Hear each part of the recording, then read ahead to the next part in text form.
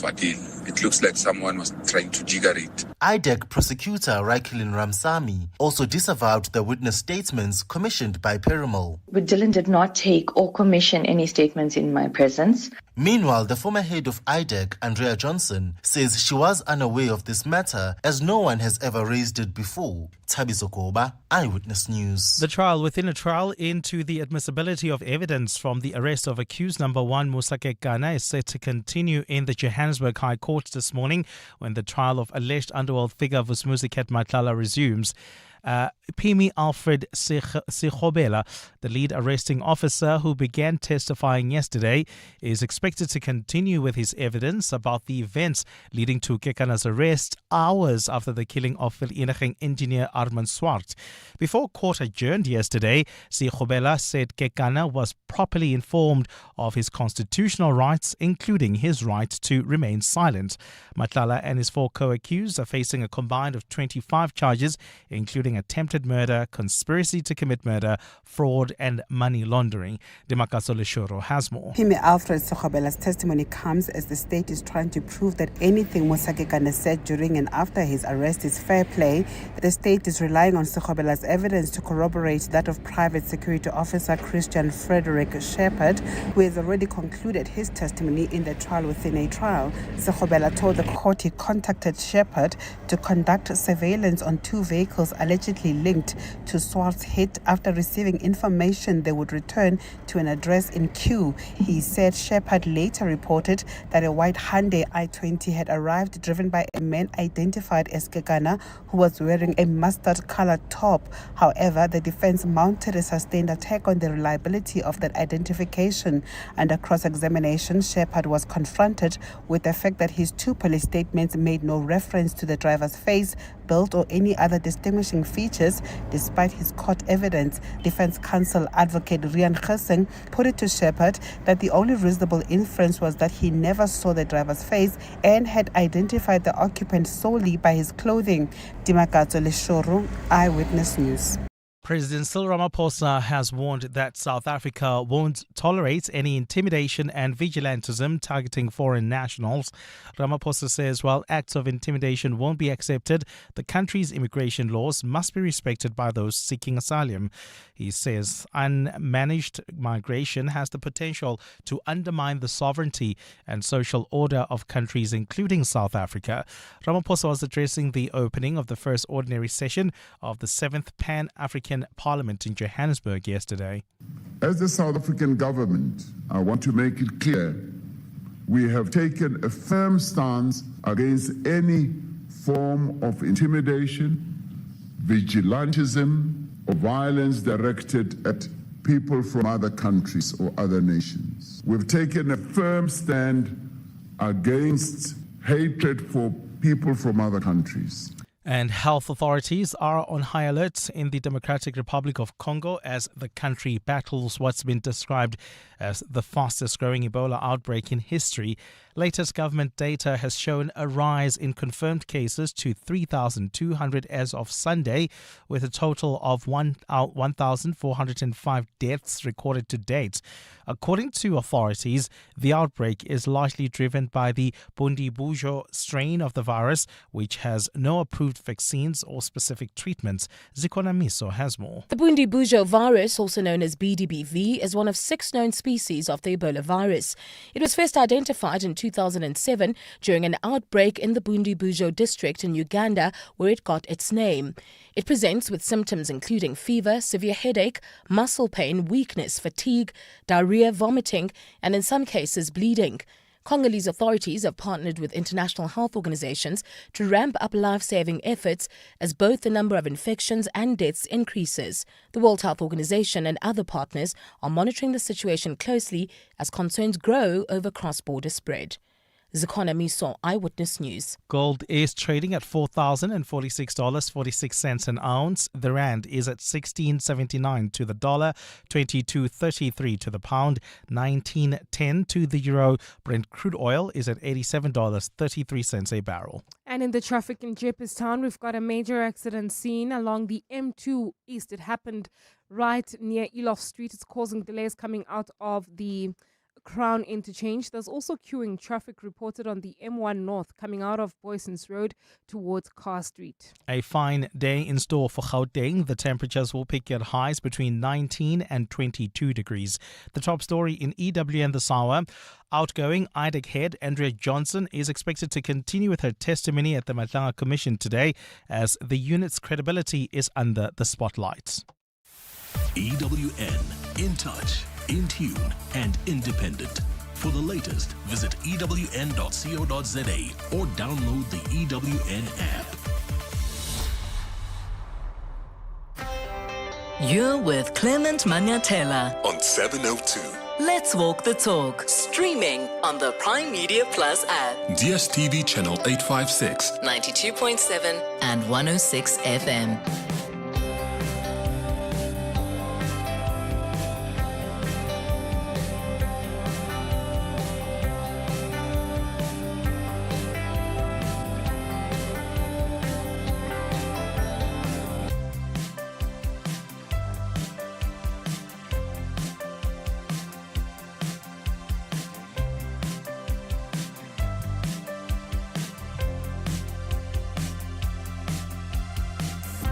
Minutes after 9 o'clock. Dumelang, Sanbonani. Good morning. Welcome to the Clement Manyathela Show on this wonderful Tuesday morning, the 28th day of July. I trust you're well this morning. Thank you for joining us here on 702.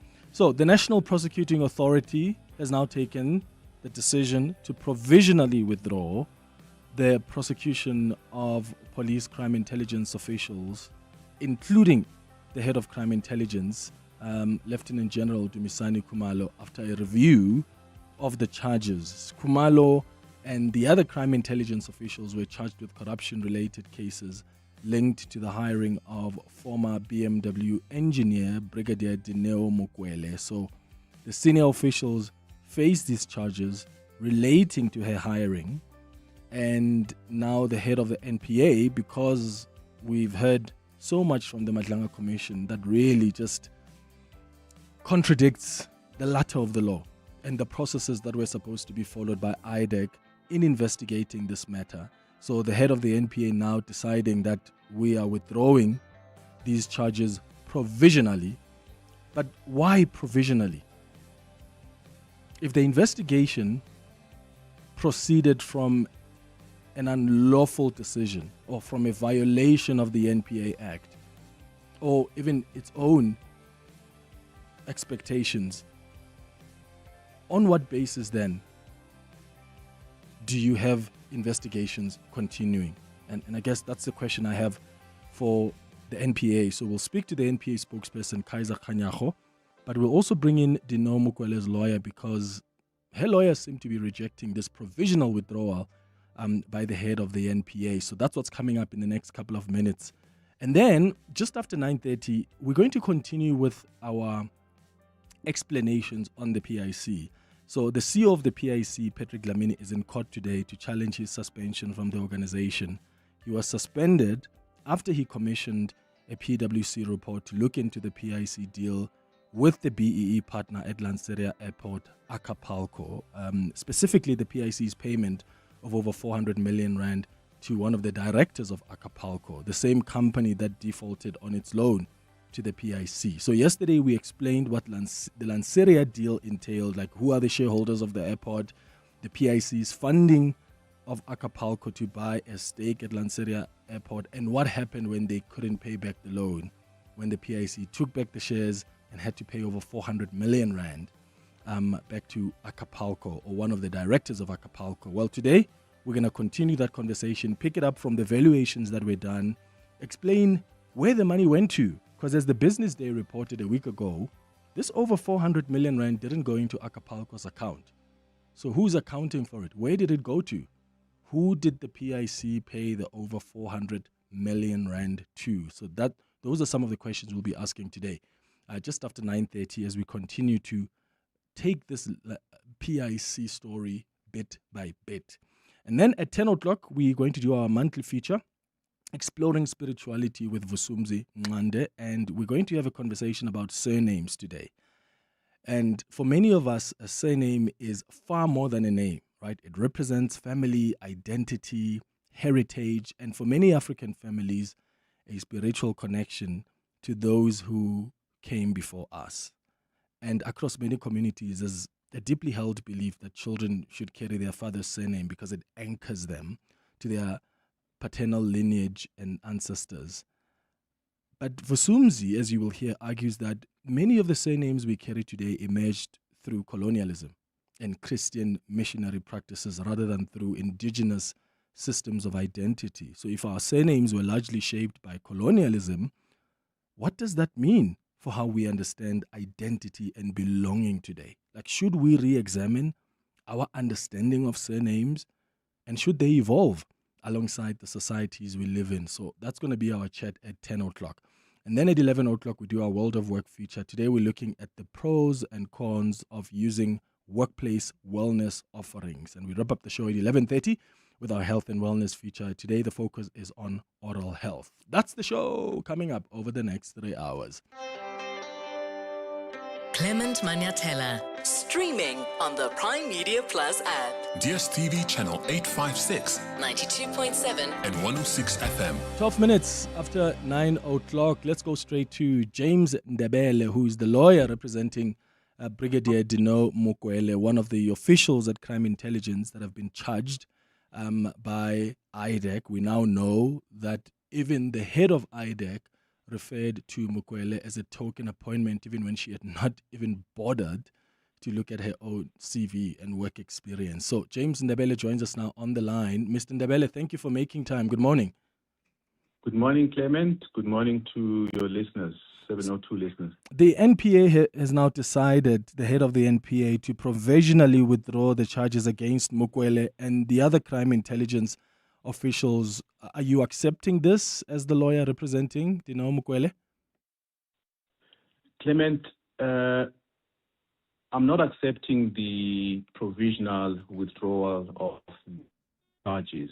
Over the years, I've seen this pattern before where provisional withdrawals are employed by the state as a means of insulating itself from accountability for a decision on the merits. Mm-hmm.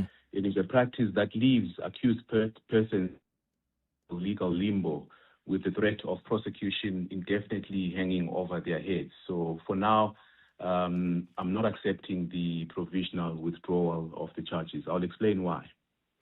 Please do explain. What would you have preferred? So would you have preferred that the matter continues to go to court so that the merits are looked at, or would you have rather preferred a more permanent withdrawal of the charges? Clement, we would have preferred a permanent withdrawal of the charges.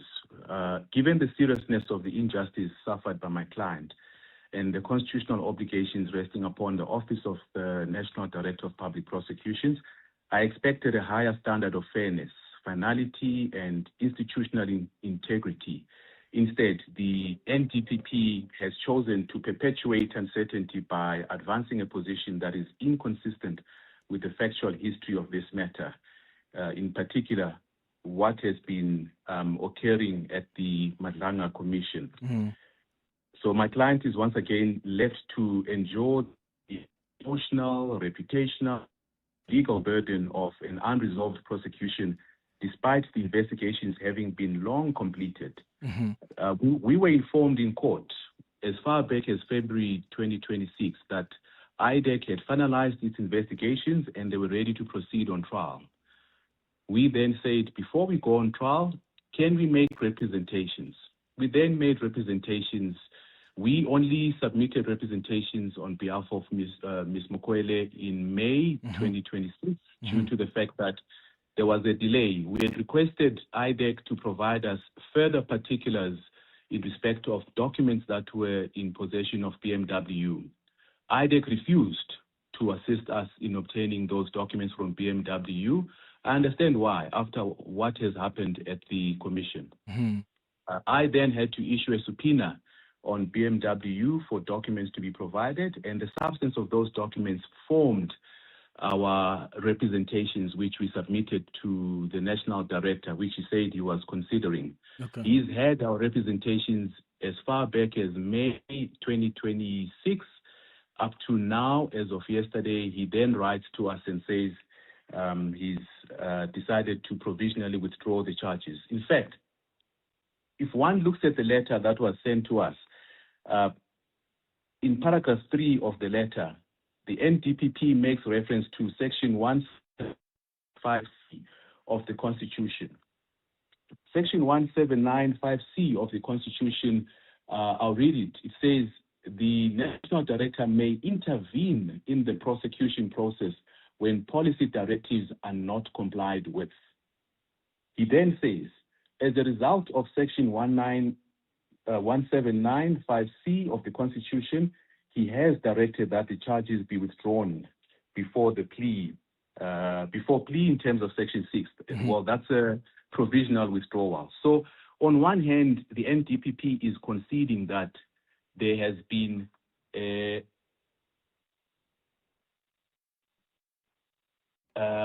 policy directive contravention. Sorry, I was looking at the provision again. Sure. Now, how do you make that concession that the NPA policy directives have been contravened and he's now intervening, but still insists that there are investigations that are pending as advised by IDEC? Yeah.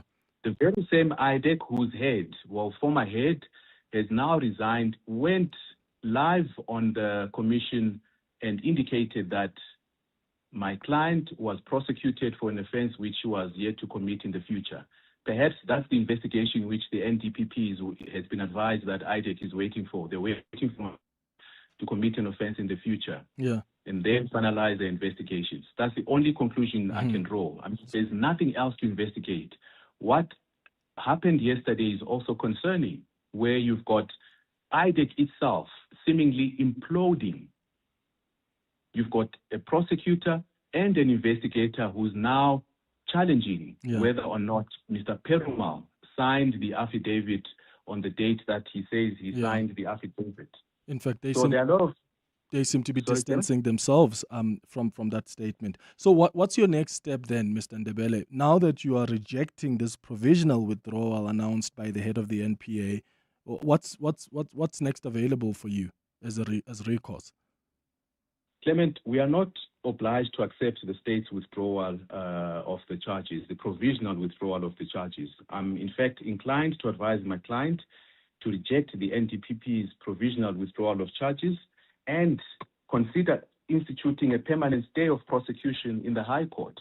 Remember, it's not a foregone conclusion that because the NDPP has taken a decision to provisionally withdraw the charges, the court must accept that. The state would have to make application for the provisional withdrawal of charges. The defense will then respond. Yeah. Our response can be to the effect that, well, they're looking to conduct further investigations, let them investigate. But we now considering bringing an application for a permanent stay of prosecution in the High Court. If Motibi cannot exercise his prerogative, he had a perfect opportunity to undo the wrongs that IDEC has done. Gotcha. Up to now, which concessions have been made by the IDEC head, I beg your pardon, the former IDEC head. I'm trying to get used to Andre Johnson being the former IDEC head. He had a perfect opportunity to distance himself from this notion that people in South Africa are being prosecuted for crimes they are yet to commit in the future. Yeah. So are you considering suing the IDEC, given the reputational damage that you mentioned that your client has been affected by, among other things that have affected her as a result of all of this? Clement, the fashion in which the letter I received yesterday is worded is somewhat of a head of institution who is trying to protect or mitigate damages that his institution and the ministry responsible would be faced with. They are anticipating that there will be civil claims by not only my client, all the other 6 accused persons my client was charged with insofar as this matter is concerned. So they are anticipating that there will be such action. This is the reason why we're now told all of a sudden that he's been advised that there are further investigative steps that are required. He doesn't say what those steps are. Yeah. He doesn't say how long these investigations are going to subsist for.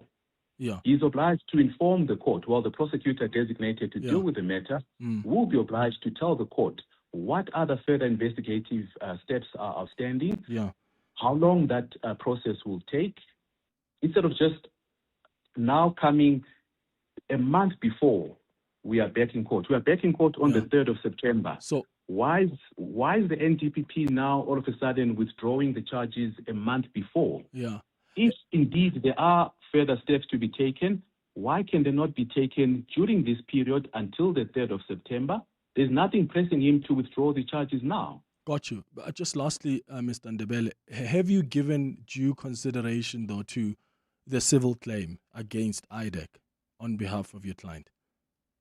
Yes, we have. And she will be at the appropriate time. Remember, she's got 6 months from the time that the charges are withdrawn, or alternatively from the time that she became aware of the fact that her arrest itself was unlawful. We only became aware of the alleged Section 27 illegality as of last week. We constantly requested for a copy of this Section 27 authorization, and we were denied. We were told it's privileged, it doesn't form part of the record. Now, thank God for the Madlanga Commission as well as General Mkwanazi's expose or press briefing of July last year. I mean, the two, I can say they are a gift of providence. Without the fact-finding commission at the Madlanga Commission, my client would have expended hundreds of thousands of rands trying to explain to the court that she's innocent. Yeah. James Ndebele, let me thank you. He's the lawyer representing Brigadier Dineo Mokwele, that one, that IDEC even charged for fraud and corruption based on what she may or may not commit in the future. Yeah, it's really extraordinary. Kaiser Khanyago is the spokesperson for the NPA, also joining us on the line. Mr. Khanyago, thank you for joining. Good morning. Good morning, Clement, and good morning to your listeners. As you've heard from Mokwele's lawyer, they are rejecting this provisional withdrawal of charges. They are asking, why not a permanent withdrawal? Yeah, you say it is within their right to decide whatever they want to decide, and in principle, you will know that whether the word provisional is used or not, even if we had not said provisional, if we withdraw charges and new information comes, we could still reinstate the charges. For me, it's the same difference in the sense that in this particular instance, we were transparent to say, IDEC is saying to us that they are still investigating. We do not have those facts about what is it that they are investigating, but we have then put safeguards into this to say, even if you then say to us, you are still investigating, if you read number 5 of the letter that has been circulated in the public, you will see we are saying there that to avoid any doubt, the matter may not be re-enrolled, or may any fresh decision to prosecute be taken without the express written approval.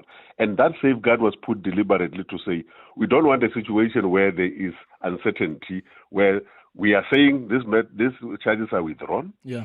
And then you are saying, I'm still investigating. We are saying, fine, we can't stop you from investigating. Continue with your investigation. But before you make any decision, because this matter is under review by the NDPP, you must come back and convince the NDPP before you then either re-enroll or prosecute. So I've got 2 challenges then about that, Mr. Khanyago. The first one is, and let me hear what your thoughts are. One, if really there is an admission here by IDEC that the matter is not completely investigated, the investigations are still underway, why did the investigators and prosecutors then continue to charge Mokwele and the crime intelligence officers if the investigation was not finalized? Don't you finalize investigations and then decide whether or not there are reasonable chances of a successful prosecution? And if the NPA head accepts that there's no way that you go and charge people when you are not done with investigations, why would the same people who investigated the matter still be allowed to continue investigating the matter when there are such glaring serious violations here of even the NPA Act? You see, Clement, the issue here is IDEC, as an institution, has got the powers to investigate and to prosecute. Therefore, they don't need permission from the NDPP to do that. They do it. All they can do maybe is to inform the NDPP. Therefore, in this particular instance, they made those decisions, and those are the things that we will look at, because the administrative issues that will be looked at after. But here we are talking about a prosecution decision that on the 10th of July, the NDPP, you remember the 10th of July when we had that press conference, it was at the time where there was this issue around IDEC, the fight between IDEC and crime intelligence. And at that time, the things that we know at Madlanga had not happened. Therefore, the decision was taken at that point to say, let me review this as the NDPP, using the powers of the Constitution. Therefore, he started the review because now it is elevated from where the decision was made, which is at IDEC, to his level. And he then started the review. Secondly, there was then this issue of representation that he had to look into. But thirdly, while that was happening, then the Madlanga things happened. And all of those things were taken into consideration when a decision was made to withdraw. Yes. Therefore, the administrative parts of why people did what they did, we will then deal with them as an administrative issue between. But the challenge though is Mukwele's, for instance, Dino Mukwele is going to continue being investigated by the same people who violated what's expected of them as investigators. They went and charged her and other officials before they completed investigation, and the head of the NPA says, well, let that investigation continue. But if it's me and you, Clement, don't know whether it is the same people. Therefore, we cannot just conclude, because unless you are saying same people because it's IDEC, because IDEC is not made up of the individuals that might have been dealing with this matter. There are other people at IDEC that can. But the NPA head didn't say that. I mean, he could have said in the statement that the matter has been transferred to a separate, independent, objective team, and not the ones that has already committed such serious acts of unethical and even NPA violations. He doesn't say that in the statement. So the assumption everybody has is that the very same people who went and charged people without completing investigations and acted unethically are the very same people that are going to investigate the same matter. Surely that is unfair. That is why I'm saying me and you don't know, because we didn't issue any statement. We were writing a letter to the lawyer. Therefore, we don't have to put all administrative issues in a letter that we are writing as a response to something that from representations that were made. That's why I said let's separate the issue of a prosecutorial decision and the administrative issues. Therefore, yesterday we went to address the staff at IDEC, myself and the NDPP. And there are changes that are going to be made, and we will be announcing them by Thursday. Okay, so then by Thursday we'll know if the people who are doing further investigations are the same people or not. You can ask that question and you'll get the answers, I suppose. Okay. It will be a press conference. Okay, the last challenge I have is, if this investigation proceeded from an unlawful decision, and that's very clear right now. I mean, if the NPA had just even asked for whatever was presented at the Madlanga Commission, that would have been clear. So if the very basis of the investigation was unlawful, on what basis then can there be further investigations conducted? You need to understand that the National Director of Public Prosecution is in a position where he then doesn't only depend on what is on Madlanga and on the representation. He asks many other questions because there was a team that was looking into it. It wasn't him dealing with it directly. And then they ask those questions. And based on the information before them, because he cannot say to IDEC, investigate or don't investigate. Therefore, if they are saying to him that, therefore he has got to make sure that he balances off all of these things. And that is why he has put that rider that I'm talking about at number 5. Okay, Kaiser Khanyago, let me thank you. I'm out of time. He's a spokesperson for the NPA. Okay, let me know what you think. I'm really not convinced here. If the NPA head wants to intervene here because there are irregularities that he has picked up that have happened, would you allow the same team that investigated Mukwele and the other crime officials to continue doing that? And if it's not the same team, then you owe that explanation at the very least to the people that have been wrongfully charged.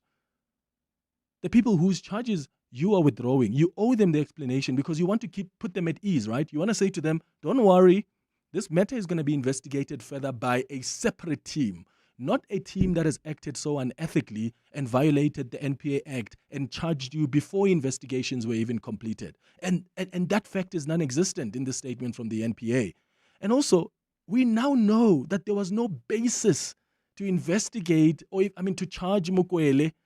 The head of IDEC has conceded to that. So what further investigations then are you going to do against someone when an IDEC head has conceded that we had no basis to even charge her of corruption and fraud? Because we had not even seen her CV. Now that we see the CV, the head of IDEC said, then it doesn't make sense that we've charged her with corruption and fraud. Then my question is, if that concession has been made so publicly, why are you investigating further? On what basis? Because that investigation proceeded from an unlawful decision, an unethical conduct. Do you get where the NPA is coming from here? Or do you understand why Mokwele's lawyers are rejecting this provisional withdrawal? Let me know your thoughts on 011-883-0702. It's just after 9:30. Sfiso, good morning. Thanks, Clemens. Good morning. Lawyers for Crime Intelligence Officer Dineo Mokwele say they are taking their fight to the High Court. They've expressed disappointment with the NPA's provisional withdrawal of fraud and corruption charges against her. Mokwele was arrested last year by IDEC on allegations she was hired to a senior position without the appropriate qualifications and experience. The trial within a trial into the admissibility of evidence from the arrest of accused number 1 Musa Kekana is set to continue in the Johannesburg High Court this morning when the trial of alleged underworld figure Vusmuzi Matlela continues. Pimi Alfred Sikhobela, the lead arresting officer who began testifying yesterday, is expected to continue his evidence about the events leading to Kekana's arrest hours after the killing of Vereniging engineer Armand Swart. Before court adjourned yesterday, Sikhobela said Kekana was properly informed of his constitutional rights, including his right to remain silent. And U.S. President Donald Trump appears optimistic about prospects for a negotiated peace deal with Iran as the two sides held their fire for a third consecutive day. Fighting between the longtime foes has been paused since Friday after 13 nights of renewed U.S. strikes on the Islamic Republic sparked a breakdown of diplomacy over Iran's blockade of the Strait of Hormuz. Those are the headlines. This EWN and more at 10 or as it happens. EWN Traffic. While traveling on the M2 West, we still have got that accident right near the Crown Interchange causing delays. There's also queuing traffic reported on the N17 West towards the Alberton area coming out of Osborne Road towards Heidelberg Road while heading towards the Sunning Hill area. There's roadworks along the N3 North right after Marlborough Drive causing delays. There's also queuing traffic reported on the M1 South between the Grayston Drive off-ramp and Corlett Drive. That's due to roadworks as well. More updates at the top of the hour. Stay tuned. There's more EWN on air, online, and on the EWN app. This past Sunday, tens of thousands showed up to walk with the people, for our Josie in the 702 Josie My Josie Walk the Talk. Thank you for taking the scenic route with us, creating unforgettable memories and showing the world that Joburg is more than just a city. It's a remarkable energy that connects us all. Here's to Joburg, here's to us, and here's to 702 Josie My Josie Walk the Talk, Babi Zebonke, hosted by the city of Johannesburg. More on primemediaplus.com. Cutting costs means more money for your business. Switch to Outsurance Business Insurance and you could get a massive 20% discount on your business insurance premium. Here's Marshall from Bow Electrical. I was with my other insurance for many years and then I switched to Outsurance Business Insurance. It was a one quick call. They gave me a great cover and a great price. Give them a call. You have nothing to lose. I wish I have switched sooner. Get a quote to switch and save today. Visit outsurance.co.za or call 0800 60,000. Licensed insurer and FSP. TCs and information online. Find your next design obsession at Decorex Joburg. From the 30th of July to the 2nd of August, the Sandton Convention Centre becomes the destination for the latest in decor and design. Explore over 450 exhibitors across 5 levels, inspiring talks and live demos, plus the property show by Private Property. Download the Decorex app and plan your visit today. Decorex Joburg, 30th July to 2nd August. Tickets at decorex.co.za and at the door. Yo, nothing humbles you like a cold shower. Happens fast, eh? 1 minute you're living your best life. Next minute you're questioning everything. Fair. Here's a quick tip. If your geezer's acting up, don't wait for disaster. Small fixes now save big problems later. And remember, if you buy cheap, you will shower in the lounge. We've got loads more tips where that came from. Quicot, #1 in water heating solutions. Quicot, add warmth to life. Your voice, your station, your open line. Walk the talk with Clement Manyathela on 702. 23 minutes before 10 o'clock. Let's go straight to your WhatsApps on 0727021702, responding to the conversation we had with Dineo Mukwele's lawyer and the spokesperson for the NPA, Kaiser Khanyago. Good morning, Clement. I'm glad that this case has been provincially withdrawn, not permanently withdrawn. As I listened yesterday to Madlanga Commission, I realized that IDEC is being accused of not following their mandate. The case was not in their mandate. It's not like there is no prima facie case to be answered to. So I'm glad that should be investigated by the right department or division, because we need to know about the vetting. That vetting situation, I think there is something to look into. There is something there, but I hope they do investigate that. They must not just leave it, because that's where the road starts. Thank you. Penny from Fourways. Mr. Manyathela, good morning to you and the listeners. You know what is said with this whole case, Yaha Kumalo and IDEC and Ms. Mukwele, is that they have IDEC has violated the human rights of all these people that they seem to have wrongfully charged without even doing a thorough investigation. Now they're admitting that they didn't do a thorough investigation. And what is said is they've humiliated these people. You know, they've humiliated the crime intelligence bosses, Bomadondo, Bokumalo, and worst of all, Ms. Mukwele, and made them look like criminals and treated them like criminals when they have not even completed their investigation. And no amount of apology, sorry, whatever, is going to fix that. Even Andrew Johnson's resignation is not going to fix the harm that's been caused to these people that have been wrongfully targeted by IDEC. Good morning, Clement. This is Mamulelo from Katlehong.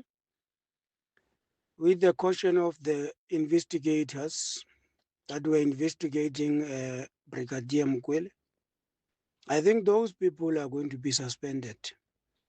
A new theme will take over. That is my view. Thank you. Bye. I mean, that may very well be the case. In fact, it should be the case. I just think that when you are going to announce that there is a provisional withdrawal of charges because there are further investigation, you can't allow the same people who acted so unethically and even violated the prescripts of even the IDEC or NPA Act. I don't see why you would allow them to continue with. They can't be the ones that are doing further investigations, surely, because otherwise that's going to continue being littered with so many irregularities. They can't. You have to get a separate team that looks into that. And that's an important thing to point out, even to the clients, like Dineo Mukwele, Dumisani Kumalo. You have to tell them that, because can you imagine when you are told, oh, the charges are withdrawn provisionally, but investigations continue, and you're sitting back after everything you've heard at the Madlanga Commission as Dineo Mukwele or as Dumisani Kumalo or any of the other crime intelligence officers, you're thinking, but it's still the same people that are going to investigate me? That doesn't make sense. And I just think the NPA should have been expressly clear about that and say there's a separate team that's going to investigate. But there's a further question to that.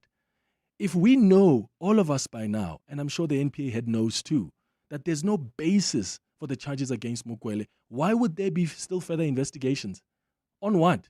On charges of fraud and corruption? No. The head of IDEC has already conceded that You can't charge Mukwele about crimes she may or may not commit in the future. Therefore, there was no basis to even charge her. So what are you continuing with investigations for? Because the very basis of the charges against her are false and they've fallen apart. But hey, there's a press briefing on Thursday. Maybe these things will be clarified there. It's 19 minutes now before 10. Ready to buy your dream car, put an offer in on a new house, or take out that personal loan? Make 2026 your year with Postnet and Huru. Visit your nearest Postnet store to get a comprehensive credit report from 4 of SA's leading credit bureaus sent straight to your phone. For only 135 Rand, take charge of your future with a clear picture of your financial position and how to improve it. Why second guess your credit rating when you can be certain? Get your Huru and Kudo credit report at Postnet today. Postnet, helping you succeed. In life's most challenging moments of loss, compassion can be your greatest comfort. You shouldn't have to face the financial burden of losing a loved one by yourself. Rest assured, Clientele's funeral plans pay out cash within 24 hours. You can cover up to 13 family members on one plan, ensuring all your loved ones are taken care of, and 3 children are covered at no additional cost. With Clientele, you're not just buying a plan, you're also buying peace of mind. When the time comes, you will need to make important calls with your 200 Rand airtime you will receive when you claim. Plans offer double accidental death cover, as well as transport, grocery, and unveiling benefits. Apply today. It's easy. There are no medical examinations and no paperwork. SMS funeral to 31586. That's 31586. Clientele Life is an authorized FSP and licensed life insurer. T's and C's online. Standard rates apply. Checkers brings you better freshness, better choice, and better value every day. On deals like Parmalat or Bonita salted butter 500 grams, any 2 for 139 Rand. And Dove bath soap, a 90-gram 4-pack for 64.99. Save 25 Rand. Plus, get up to 40% back in U-Count rewards with your qualifying Standard Bank card. Valid until 10 August. Only at Checkers, Checkers Hyper, or shop on 6060. Your voice. Your station. Your open line. Walk the talk with Clement Manyathela on 702. 17 minutes before 10 o'clock. So yesterday we did our first installment of the PIC Explainer, if you'll call it that, where we're trying to really explain bit by bit to you what transpired at the PIC. The latest fallout has got something to do with a deal that you could say went wrong, perhaps. At Lanseria Airport, because they funded this BEE partner to buy stakes at Lanseria Airport, but the BEE partner wasn't able to pay back the loan in 10 years. So they took back the loans, they took back the shares from this BEE partner, Acapulco, but then they had to pay Acapulco, or one of the directors of Acapulco, over 400 million Rand because Lanseria Airport is valued differently now. So yesterday, we had Kaya Sitole, who helped us understand just the shareholding of Lanseria and this PIC deal with Acapulco, and then the money, why the PIC had to pay over 400 million Rand to Acapulco, even though they defaulted on their loan and never paid it in 10 years. And Kaya explained that. So today we're going to continue that conversation and talk about the valuations, and also the 400 million Rand or so that was paid into Acapulco is not in Acapulco's account. So where is it? I'm going to bring in someone else, a reporter at the Business Day, Kabelo Kumalo, who wrote the story about the 430 million Rand that the PIC probably believes it paid to Acapulco, but it's not really there. So on the line to us now is Kaya Sitole, who is the director of Kruska Consulting, who joined us yesterday, and we continue this conversation with him today. Kaya, thank you so much for making time. What's interesting this morning is that the PIC CEO, Patrick Dlamini, is in court to challenge his suspension from the organization, and he was suspended, as you will remember, after he commissioned that PwC report to look into this PIC deal with the BE partner at Lanseria Airport, Acapulco, specifically that payment of over 400 million Rand to one of the directors of Acapulco. How do you see it going, Kaya? I saw a tweet by Mbazima Shilowa who says this is a smart move by Enoch Kotongwana, because how else do you protect Patrick Dlamini than ensuring that there's no board to respond to his urgent application in court. So it becomes uncontested, and the likelihood is that he would return to work. Good morning, and good morning to the listeners. So please keep in mind that Bazima isn't always saying what he's saying. His sarcasm is world-class. But I think naturally the big problem here is that the CEO is indeed challenging his suspension, and the PIC should have an ability to respond. So whether it's through the company secretarial office or whether it's through its appointed attorneys, there has to be a particular response, because otherwise, if there isn't a defense put on their behalf, then you do have a problem. But I don't think the minister sought to engineer this. It was really a matter of the moment the suspension came into play. It was the directors that started gradually and unilaterally walking away from the board. The first two directors that walked away were the ones that had voted against the suspension. And keep in mind that you actually have 3 executive directors that are part of the PIC structure. One was not in office because there is no CIO. The second one being the CEO is the affected party, and then only the CFO was the executive director on that board. Yeah. Then you've got 2 non-executive directors who voted against this walking out, and then there are still 4 more directors that walk out. So it looks like it was more the boardroom gymnastics of the PIC rather than the minister engineering a process that would ensure that by the time we get to the court hearing, there is no board in place. He simply could not have engineered all of that. Yeah, and I guess what I'm pointing out to that tweet by Mbazima is the reality that we could be sitting with a situation where then the path is almost cleared for Patrick Dlamini to report back to work. Because who's going to come today to defend that suspension? I mean, there's no board unless, of course, there's a new board that gets given the mandate and they believe that the suspension was legit and they go and defend it. Can anyone at the PIC still go and defend that when there's simply no board? Well, it would have been a process of once he lodged his papers, then the PIC naturally would have had a response window. And in that response window, there may have indeed been a fully correct board. And remember, there are still some board members who, up until at least yesterday, had not actually formally resigned. It turns out that these are the board members primarily that are mandated by other constituencies to be on the PIC board. But until we see their own resignation letters, there are some board members. Now, the question of whether those board members do form a quorum that can then take a binding decision to file papers on behalf of PIC, now that's something only they can respond to. But it would be surprising if the PIC is completely unrepresented, because you'd imagine that in a normal course of litigation, it's not necessarily the board members that show up in court, but the board members would have appointed either, again, through the office of the company secretary or some other governance structure, people who represent them in litigation matters. Okay. So yesterday, Kaya, we explained to the listeners the Lanseria deal and what it entailed, who are the shareholders, the PIC's funding to Acapulco to buy a stake at Lanseria. And just to recap, so one of the things you explained to us yesterday was, of course, in that PwC report, you can see the valuation by Crow, which was recommended by Acapulco. The valuation by Crow says, well, we're putting this at 4 billion rand, the valuation of Lanseria, which then meant that the PIC had to pay Acapulco over 400 million rand. Let's just recap that for some who may have missed it. How different were the valuations of Lanseria Airport, and what led to the PIC paying 430 million rand to a BEE partner at Lanseria that defaulted on its loan? So the valuations were quite simply irreconcilable. There's no way these valuations can be talking about the same thing or valuing the same asset under the same parameters. So, for example, on the 31st of March every single year, the PIC has to know what the value of the Lanseria asset is, because they have to report on it because it's one of their investments. So in March 2024, which would have been in their audited financial statements, they said that, well, the value of this asset, according to a valuation done by Riscurum, is 464 million. That's the number that you'll see if you then simply ask the PIC, what was the value of this investment at that point in time? BDO were appointed to do this particular valuation for the purposes of the exit of Acapulco. And they came back with a number that says the value of the asset is worth 1.1 billion. But that is exactly 3 months after the 31 March number that had been prepared by Riscura. Okay? So you've got 1.1 billion from 464 million in just 3 months.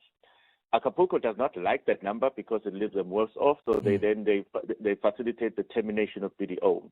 Then Crow gets engaged to do the same exercise, and Crow then comes back with two numbers. The first number is 2.2 billion, which still leaves Acapulco worse off because at 2.2 billion, Acapulco's stake is worth 550 million, but Acapulco owes the PIC over 600 million. So that would have left everybody worse off. Okay? So then there is a second valuation report prepared by Crow itself, which then suddenly moves the number from 2.2 billion to 4.16 billion.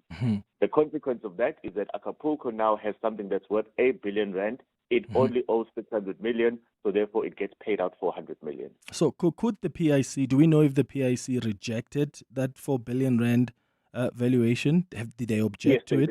Did. Yes, they did. So after the rejection of the valuation, then that's where the arbitration process comes in. And in the arbitration process, then you hire another professional lawyers, naturally, and then they then have to listen to both sides of the conversation and then decide whether the numbers are indeed binding or not. And that's where the quality of the PIC's defense, the quality of the PIC's own representatives in that arbitration becomes a point of dispute, because PwC, having not set in the valuation, is still able to say that, look, it sounds like from the transcripts the defense that the PIC was putting in was barely a defense at all. And naturally, the arbitration ended up in Acapulco's favor. Again, when so many people refuse to speak to PwC and engage on explaining exactly what they did, PIC is only working on the basis of information available to it, which is why they've said even their report is a draft. Maybe some of those individuals who refuse to participate in the process will see a report of this nature and say, well, actually, let me go and clarify, and maybe there might be a refinement of this. But at this stage, we are only stuck with what PwC was able to extract from the few people that were able to speak and from the documents that were available. How are valuations done, Kaya? Because, I mean, if other valuations are coming at, let's say, 1.2 billion, and maybe let's say the land at Lanseria is about 1 billion rand, how do you then account for the asset itself? Because there have been renovations over the years that have taken place at Lanseria Airport. Isn't that accounted for when you do valuations? I'm trying to understand the low base, like the valuations that have come with like 1 billion rand or less, or 1.2 billion rand. How do you then account for the asset that's on the land that may cost 1 billion or so? So in the case of this valuation, and of course the answer is not linear because valuations are different depending on the assets at play, but let's use this one as an example. Let's say you've got two areas that you need to evaluate. There is the operating business, which is obviously the one that every single day when people go to Lanseria and they pay parking and whatever else they do, that generates active cash flows, right? And then you would have the land asset, which is the bigger piece of land on which the entire operation is based, okay? So you then have this idea that, well, let us value the operating company separately from the land. And the logic there is quite clear. The operating company is generating cash flows on an ongoing basis. So what you're trying to do is to value those cash flows and say, well, if somebody has to try and buy this business, what is the value of this business? This business in its current form currently generates income of a particular amount over a particular period. So therefore, if somebody has to try and do a valuation of this, they would use those operating cash flows as a basis for that number. Okay. Then you come back and say, well, actually the land has got different features because the land maybe is not generating active and ongoing cash flows simply because it's a piece of land that we've earmarked maybe for future developments. So because the cash flow profile associated with land is quite different from the cash flow profile of the operating company, let us value the land differently. And then thereafter, the sum of the two may tell us the value of the full asset. Okay. However, the problem here is that if the operating company, for example, is located on the same piece of land, you then have to ask the question, wait, when they value the land, surely they should check from the operating company how much of that operating company's valuation incorporated the land so that you do not do the double counting. So you then have to apply your judgment call and say, yes, we've done the land valuation based on how land is in relation to the cash flow profile of the land, which usually isn't much cash flow because it's just sitting there. And then the operating company, which is generating active cash flows, this is how we valued it. Okay. But in order to cater for the fact that they are linked to each other, this is either the discount or the exclusions that we have to apply. That is the crux of the dispute here, because from Crow's evaluation, it seems that they didn't do this extrapolation of saying, wait, hold on, we may be double counting for this particular property. How do we clarify that actually we did this in relation to the open company and we did this in relation to the land, and here's the valuation? Yeah. It looks like they simply just lumped it together. At least PwC says they simply just added things together, and they're not explaining how they dealt with the fact that there was overlap between these two valuations. And the challenge now is that there was an arbitration process and they made an award, and that was that the Acapulco must be paid this 400 odd million rand, except that that money didn't get into Acapulco's account. And Kaya Sitole, thank you for coming through. This is where I bring in Kabelo Khumalo, who's the deputy editor at the Business Day, because he wrote a story a week ago saying the PIC paid 430 million rand to Acapulco, but the director of Acapulco says she has not seen a cent. Kabelo, thank you so much for joining us. Good morning. Good morning, Clement, and good morning to the listeners at home. So if the PIC paid 430 million rand to Acapulco, but one of its directors is saying, well, that money is not here, then who did they pay the money to?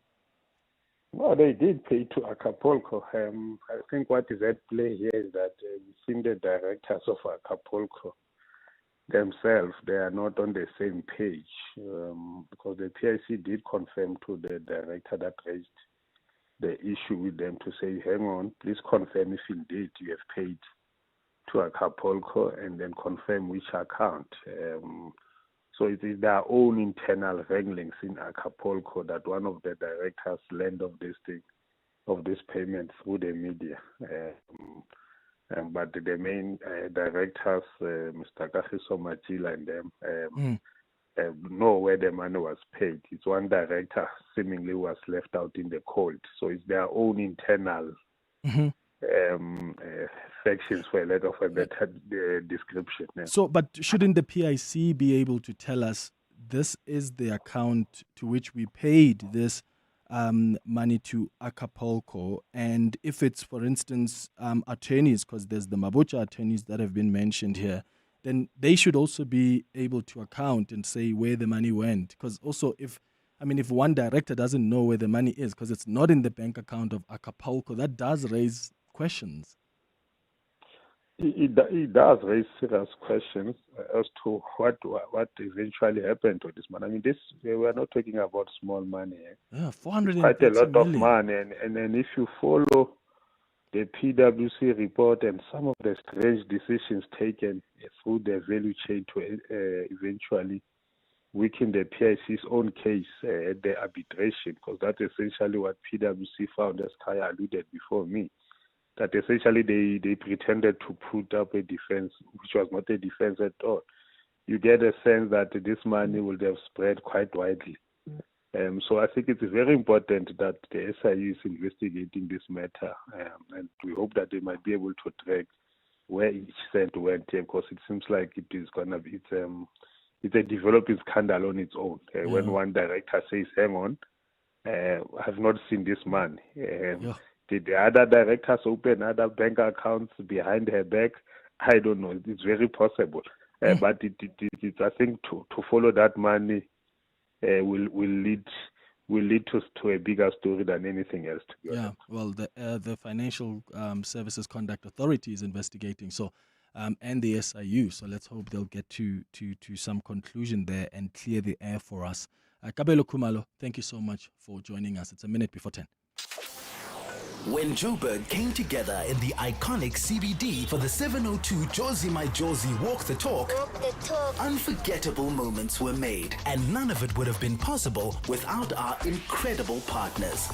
My name's Jalinda DaCosta. I'm the head of marketing at Mazda Southern Africa. So the partnership for Mazda and 702 Walk the Talk was very important for Mazda because it helps us get closer to the community that matters. And what better way to show our community, our owners, our prospect consumers, what the real joy is in just being one with everyone. So all I can say is my highlight is I probably will be back, and we're probably going to bring way more wonder in the next run, without doubt.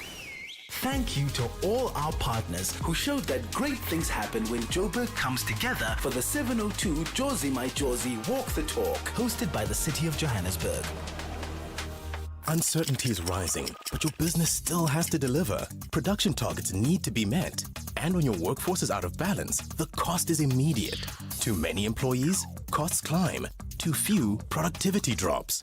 Workforce Staffing helps businesses stay in control with flexible workforce solutions deployed within 48 hours nationwide. When demand changes, your workforce can change with it. Visit workforcestaffing.co.za. Stay productive, stay flexible, stay in control. To walk the talk is to turn words into meaningful actions. And it's what we at 702 are committed to doing every day. We are also committed to following the rules set out by the Broadcasting Complaints Commission's Code of Conduct. To give you balanced programming, fair comments, and accurate news. But if we stumble along the way and you feel we are not living up to the code, let us know on comment@702.co.za. And if after that you're still not happy, you can direct your complaint in writing to the Broadcasting Complaints Commission. Email bccsa@nabsa.co.za. For more, visit bccsa.co.za.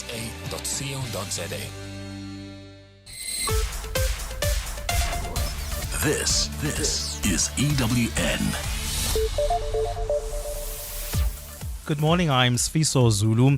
Lawyers for Crime Intelligence Officer Dineo Mukwele say they are considering advising her to reject the provisional withdrawal of her fraud and corruption charges in favor of a permanent stay of prosecution.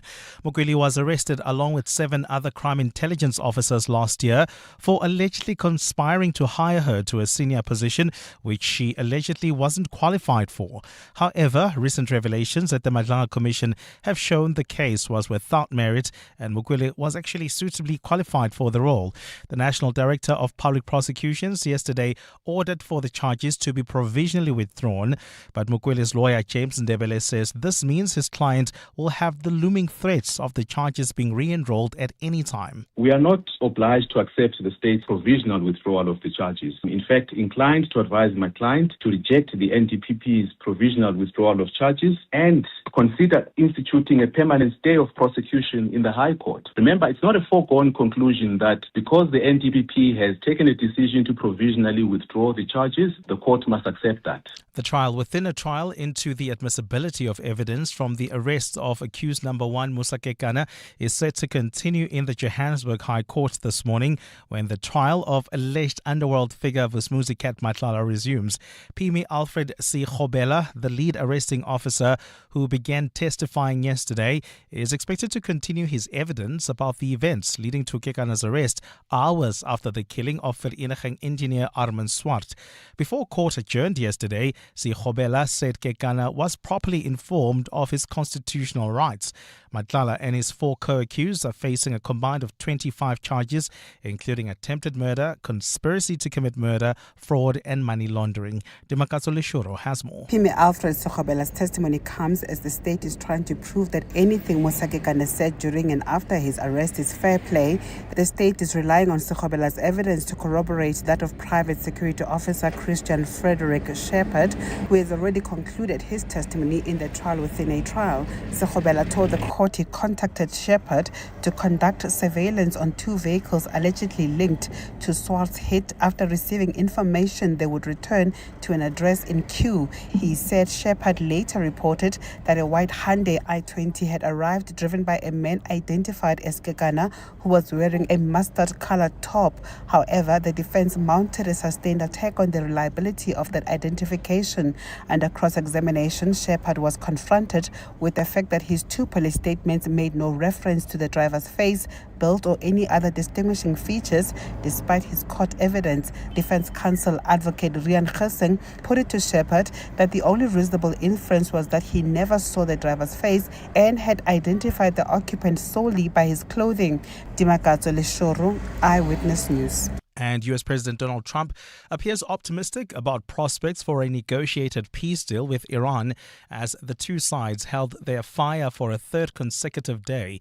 Fighting between the longtime foes has been paused since Friday after 13 nights of renewed U.S. strikes on the Islamic Republic sparked by a breakdown of diplomacy over Iran's blockade of the Strait of Hormuz. But the U.S. leader expressed hope that renewed diplomacy could bring an end to the war that has started in late February with a wave of U.S.-Israeli strikes rattling both the region and the global economy. And we're talking right now. They wanted to talk. The people said, please don't shoot last night, the night before, 2 nights. Don't do it. You know, we're having good talks. So we'll see what happens. I think there's a good chance that something could happen. And if it does, good. If it doesn't, we go back to doing what we were doing 2 days ago. Gold is trading at $4,049.21 an ounce. The rand is at 16.78 to the dollar, 22.31 to the pound, 19.07 to the euro. Brent crude oil is at $86.15 a barrel. And in the traffic, we've got delays in Bedford View along the N3 North. That's due to an accident right near the Glulies interchange. Delays coming from Van Buren Road. There's also slow-moving traffic on the N17 West. This is between Osborne Road and Heidelberg Road. That's due to roadworks. A fine day in store for Gauteng. The temperatures will peak at highs between 19 and 22 degrees. The top story in EW in this hour. Lawyers for Crime Intelligence Officer Dineo Mukweli say they are considering advising her to reject the provisional withdrawal of her fraud and corruption charges in favor of a permanent stay of prosecution. EWN, in touch, in tune, and independent. For the latest, visit ewn.co.za or download the EWN app. You're with Clement Manyathela on 702. Let's walk the talk. Streaming on the Prime Media Plus app. DSTV channel 856, 92.7 and 106 FM.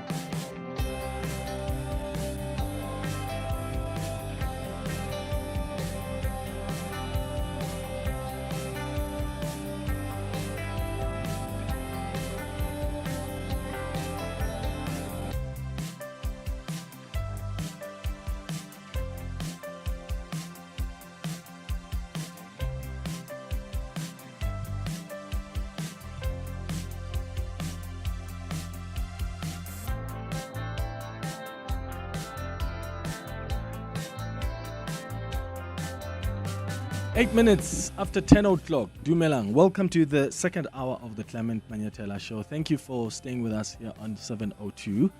Really appreciate, as always, your contributions on the 702 open line. So far on our PIC series, we've explained to you the Lanseria deal, how the PIC ended up funding this BEE partner at Lanseria Airport. This BE partner not paying back the loan in 10 years. And then now you've got a situation where the PIC has to pay back the same BE company that failed to pay its loan. They paid them over 430 million rand. And the reason for that is that there was a valuation that was done by Crow, which put the valuation initially at 2 billion rand. And then the second one was put at about 4 billion rand, which meant then Acapulco is entitled to this 430 million rand. Now, we took it further today to explain how valuations work and also to explain to you where the 400 million rand went to. Because if the PIC has paid it to Acapulco, how is it that other directors of Acapulco have not seen that money and it's not in their account?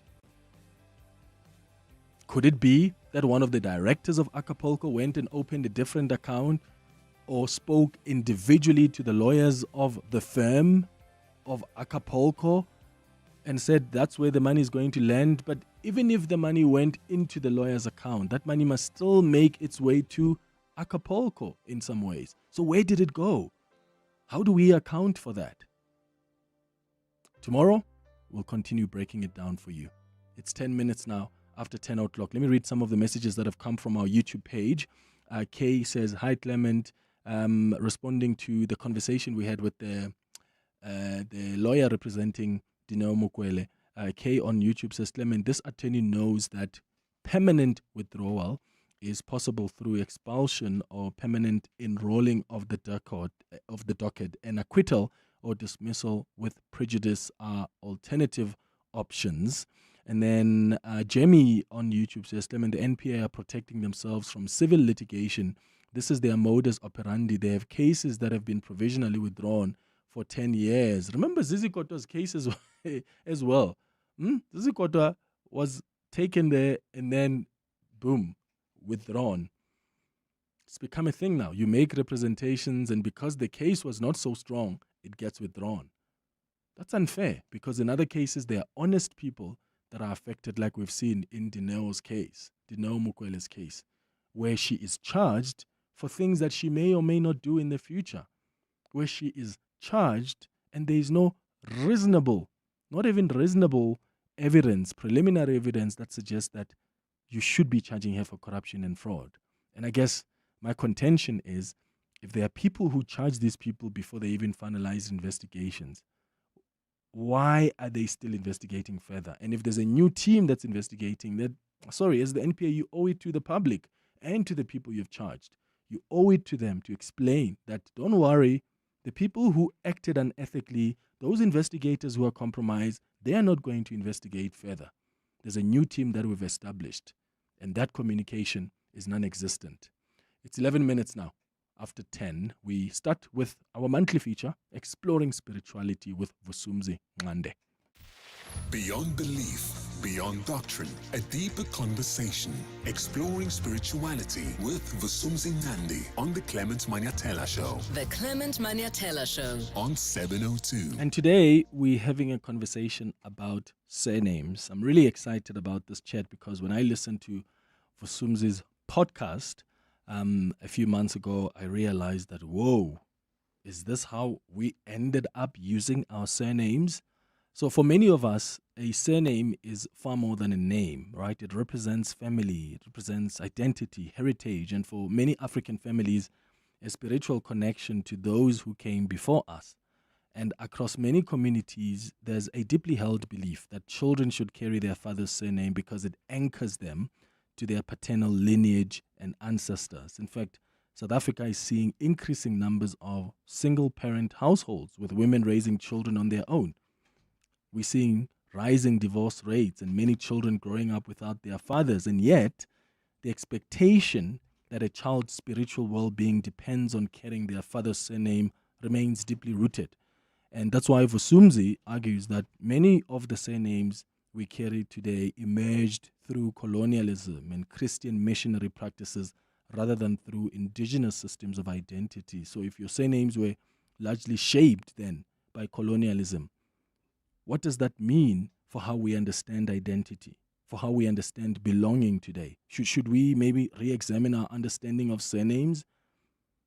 Should they evolve alongside the societies we live in? Let me know your thoughts on this on 011-883-0702. WhatsApp's on 072-702-1702. Vusumzi, welcome back to the show. Good morning. Thank you, sir. Good morning. How are you? Good.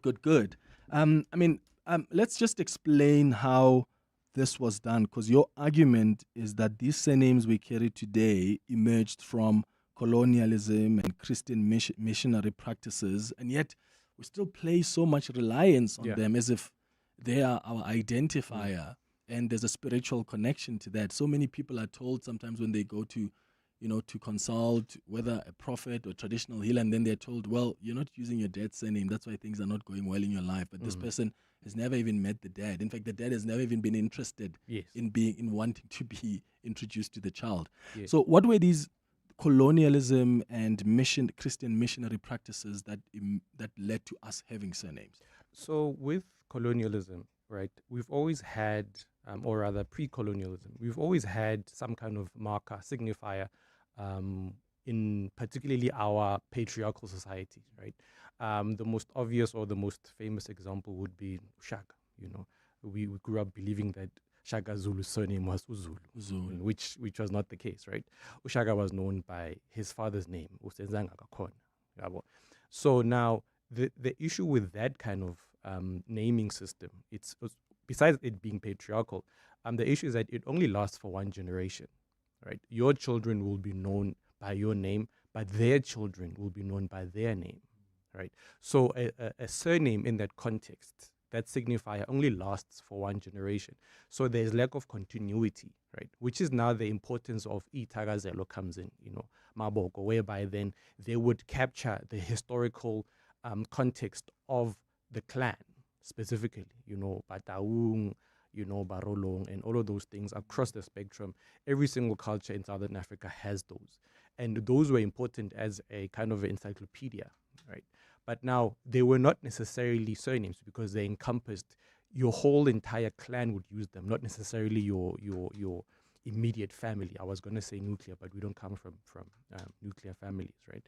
So now when the missionaries came, they needed to baptize people. And the reason why people had to be baptized was that the baptism certificate was the first official identity document. If you were to be recorded into the system, you first needed to be baptized. It was the church that kept the records. It was the church that essentially did a kind of a census in the rural areas. You know, when they would arrive, there would be a missionary church, and then you would go there to register. And now you needed a baptism certificate because that's how you could function within that system. Because you have to remember that the colonial system took away people's land. So in order to access certain capabilities or certain functions of the system, you needed to be baptized. For example, once your land was taken away, and this is in some areas, once your land is taken away, the only place you could plant or the only place where you could use the natural resources was around the mission house, right? If you wanted to plant, if you wanted to do all those things, or the places where the most viable arable land was then the area around the missionary church. But to access that service, you had to be recognized as a Christian. So without baptism and being given the surname and a Christian names, then you're doomed, yes. Basically. So now come the baptism, right? You're given a baptism certificate, and on it, if you were to look it up, it gives you a place for a name, and the name says Christian name. It doesn't say name, right? So meaning that your name, your actual name is discarded. Your cultural name that has all those significance is discarded. And then it's time for you to choose your surname, right? So if we were to imagine now, if you were like your predecessor, you know, in that moment where you're realizing that my family is starving and I need to be able to access food, but the only way I can do that is through the missionary house. Meaning that I have to go get baptized. Whether I believe in Christianity or not, I have to enroll into the system, right? So now you are faced with this situation whereby now I have to choose what the surname is. For survival right? now. Now it's survival, right? And this is the most significant thing that we need to understand about surnames, is that they were not divinely ordained. They were not divinely inspired. These were circumstances, right? So when you get there on that particular day, if we imagine ourselves in that moment, we're like, okay, Clement, choose a surname. Like, okay, how do I choose? What would be the context? The easiest thing would be, okay, I can use the one that I'm familiar with my father, my father's name, if that would be the case. Or some people would then they would take a portion of Itagazelo, you know, they'll call themselves Undlovu or this or that.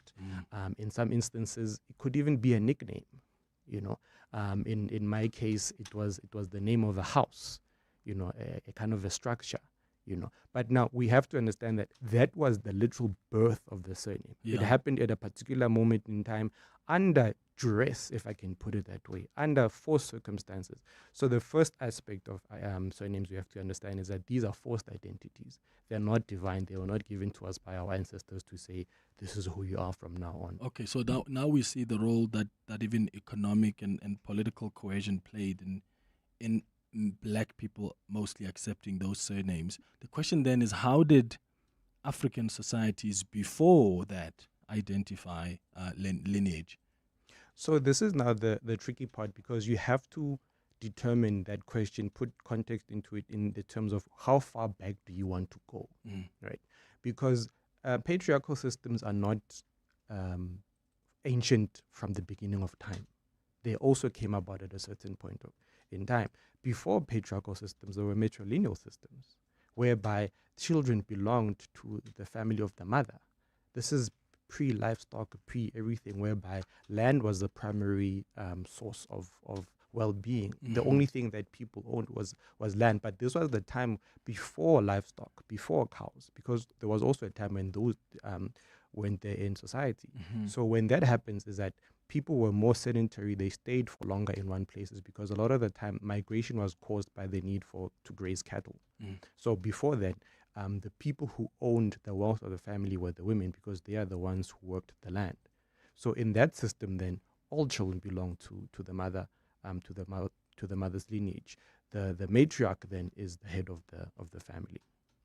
So if many African surnames were adopted under colonial rule, do they hold any spiritual significance? Like, is the surname itself spiritually important in itself? Because again, we've had many stories where you are told you need to change and use your father's surname, regardless of what the relationship with that father of yours was, or whether you even knew them or they knew you, or even acknowledged you. But sometimes, Mauya to consult with a traditional healer, or they'll tell you, change your surname. So how much reliance then should we be placing there, understanding what you've just told us? This is probably the most challenging part of this topic and probably the most polarizing one, because now we need to understand how the spiritual world actually functions, right?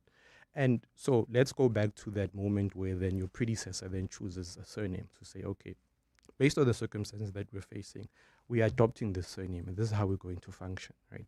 And I think that happened to all of those people, that first time in every family where the surname was then picked, is that the person passed away, right? And then when the person passes away, in our belief, they go into the spirit realm. And then that's where they have to then make a case for the fact that this is the reality of the world that we are living in. This is the system that we are living in. We're living in a patriarchal system that was set by our forefathers, but also we're living in this colonial system that is changing how our families are structured, fundamentally at a particular level. And now in that realm, the guides, the more ancient ones, are then able to say that if we are going to adopt this system, let's say you as Clement, you are the first person to pick Manyathela as the first surname in the family. You would then be the person who understands this mechanism better than we do. What we then have to do as the guides, as the ancient ones, we're going to say that how do we then create a system around the way in which our descendant society is now constructed, right, with surnames? Like, okay, we need to place some kind of mechanism of importance in this thing, because from what we are looking at, this is going to be a long-lasting thing. So then we have to create a esoteric system, a spiritual system that holds significance in this surname, because this is the society. We need some kind of an anchor. But because we would be then the first, you would be the one who's closest to these children. Like I give this example where if there were to be a family gathering, there's like lots of people, 50, 100 people there, and everyone is family. If there's a child that cries, everyone hears the child. Everyone's going to hear that there's a child who's crying. But there's only certain people who are going to know who that child is and why the child is crying. For example, the mother. The mother will know, they can hear the child crying. I can hear my child crying. I know from that cry that my child is hungry, or my child is hurt, or my child is just frustrated, right? It's not that everyone else amongst the 50 people are not their family, but it's because there's a particular link that these particular people have to that. So what happens with the surname is that it creates that link that links certain people to that particular child. It's so tricky, because many people will argue that their surnames, is what truly connects them to their ancestors. Yes. And we'll pick up on that after the break. It's 24 after 11, after 10 o'clock. I see your WhatsApps coming through on 072-702-1702. Engage us on the line as well on 011-883-0702. Be in it to win it with Hollywood Bets and Playtech. 1.5 million rand in cash and a Haval Jolion Pro are up for grabs. Bet 2 rand or more on slots, 10 rand or more on crash, and 50 rand or more on live casino games. Slots such as Mega Fireblaze light up the reels. Cash it and kick it make multiplier magic, while adventures in Wonderland Live bring fantasy to life in live casino. Competition runs until 31 July. Bet now. T's and C's apply. Hollywood Sportsbook is a licensed betting operator. No persons under the age of 18 years are permitted to gamble. Winners know when to stop. South African Responsible Gambling Foundation toll-free counseling line 0800 006 008 or WhatsApp help to 076 675 0710. Find your next design obsession at Decorex Joburg. From the 30th of July to the 2nd of August, the Sandton Convention Centre becomes the destination for the latest in decor and design. Explore over 450 exhibitors across 5 levels, inspiring talks and live demos, plus the property show by Private Property. Download the Decorex app and plan your visit today. Decorex Joburg, 30th July to 2nd August. Tickets at decorex.co.za and at the door. Dreaming of your next getaway?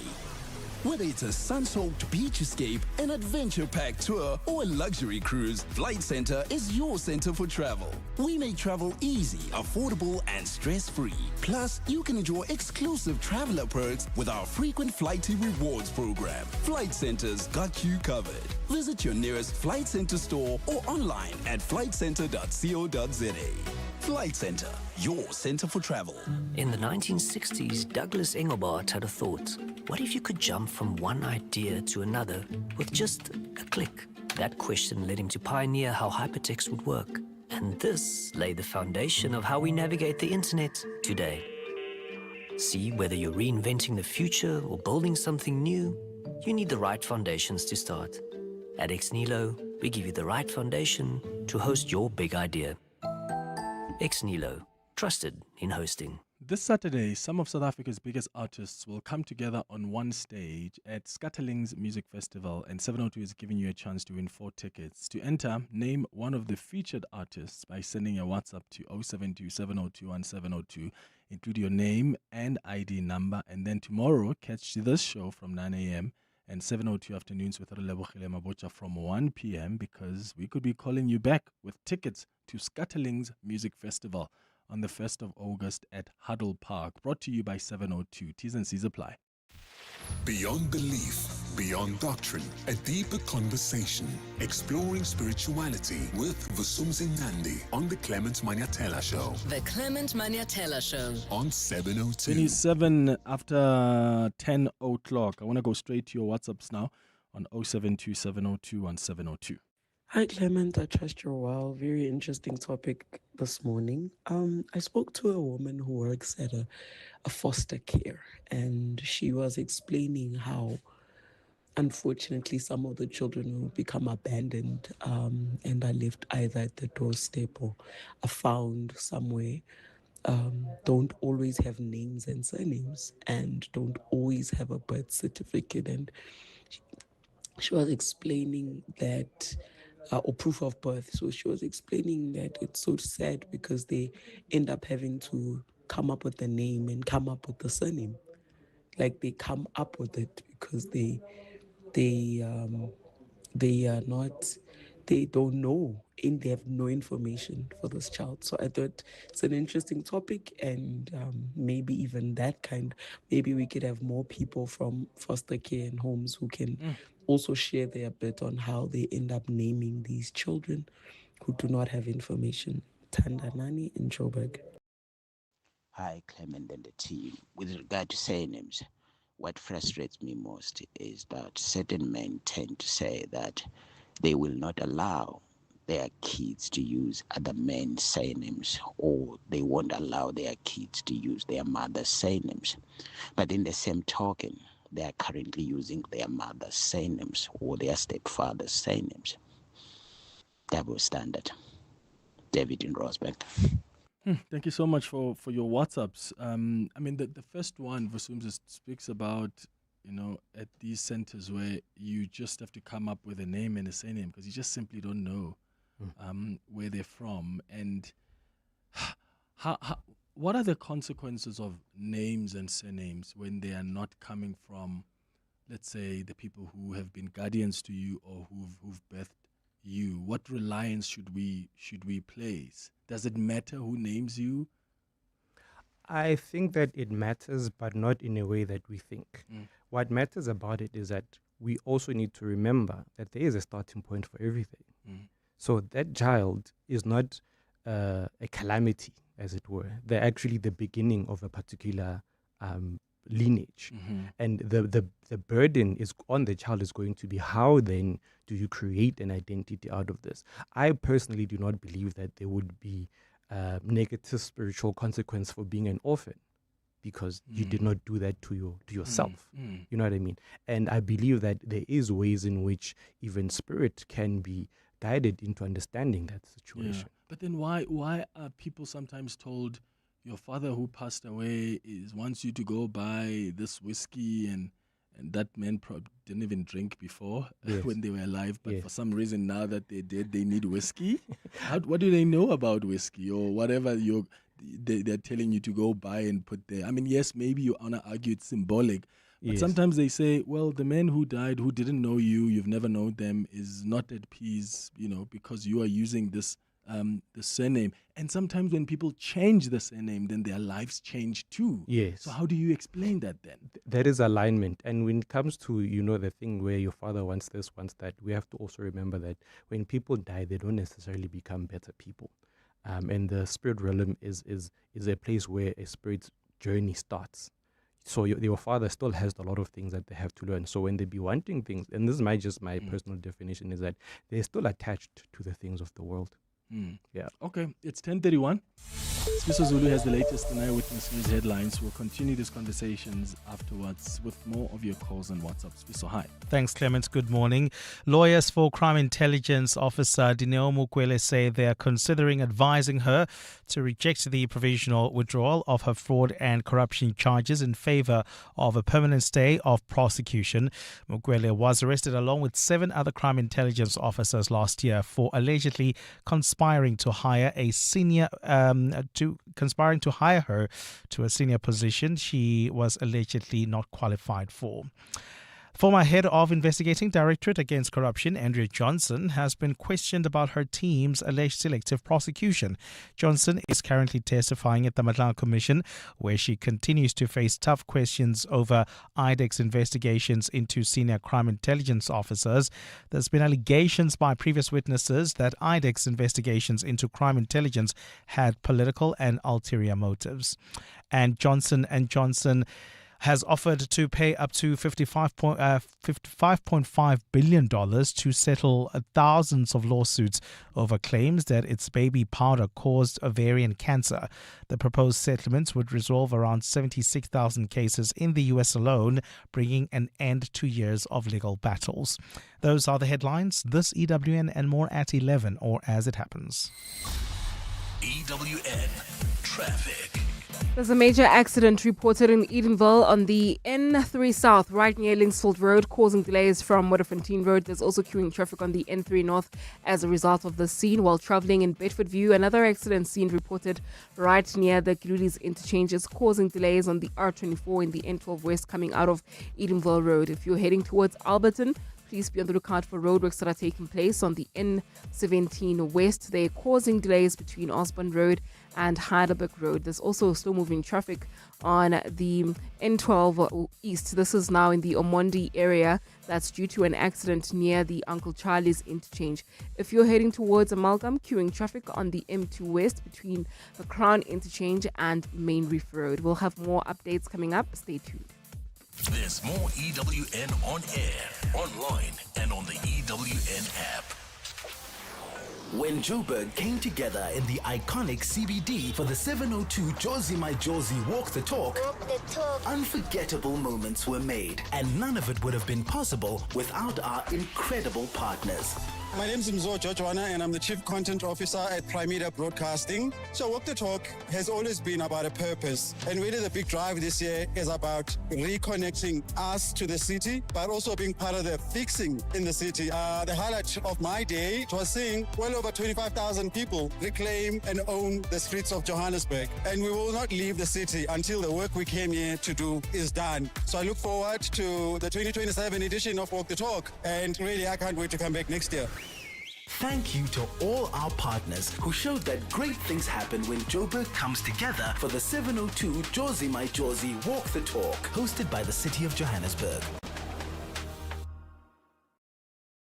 Remember, the first time your soul felt alive, that feeling is calling you back. Come to where your soul gets reborn through music at the Standard Bank Joy of Jazz, featuring global icons Kamasi Washington, Ibrahim Malouf, and the trumpets of Michael Ang, Angelique Akijo, Nubia Agashia, Floetry, Temba and Africa Mkize, Judith Sipuma, McCoy Mrubata, Manana, Tandi Somazwai will be singing Hugh Masekela, plus over 40 world-class acts, 4 iconic stages, 1 unforgettable experience at the Sandton Convention Center. This is Jazz Reignited. Get your weekend pass for the 25th to the 26th of September now via Ticketmaster. Your boss noticed. Your ex noticed. The neighbors definitely noticed. Because some cars say, I rented a car, and some cars say, I rented the car. Sani Sixt Rent a Car. Premium rentals for people who don't settle. Choose the right car. Rent Sani Sixt on sani.co.za. You're up before everyone else. You're building something real. Absa Business Banking, powered by Visa, gives you everything you need to get going. Open a business account in 10 minutes. Buy a point-of-sale device for $7.99 and get a credit card all in one place. We get it. Running a business is hard. Your banking shouldn't be. Search Business Starter Pack. Your story matters. Absa is an authorized FSP and registered credit provider. T's and C's apply.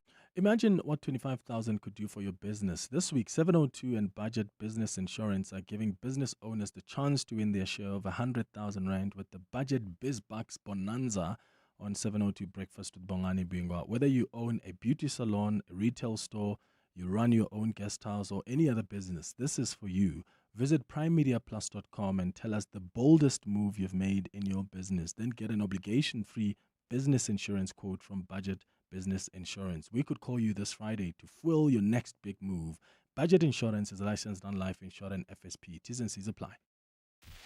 Beyond belief, beyond doctrine, a deeper conversation, exploring spirituality with Vusumzi Nandi on the Clement Manyathela Show. The Clement Manyathela Show. On 702. 23 minutes before 11 o'clock. This is our monthly feature, Exploring Spirituality with Vusumzi Nandi. And we're discussing surnames today on our monthly feature. And as you've heard, Vusumzi argues that many of the surnames that we carry today emerged through colonialism and Christian missionary practices rather than through indigenous systems of identity. So I guess the question is, if our surnames were largely shaped by colonialism, what does that mean then for how we identify and even our belonging today? Because there are many who would argue that their surnames are what truly connects them to their ancestors.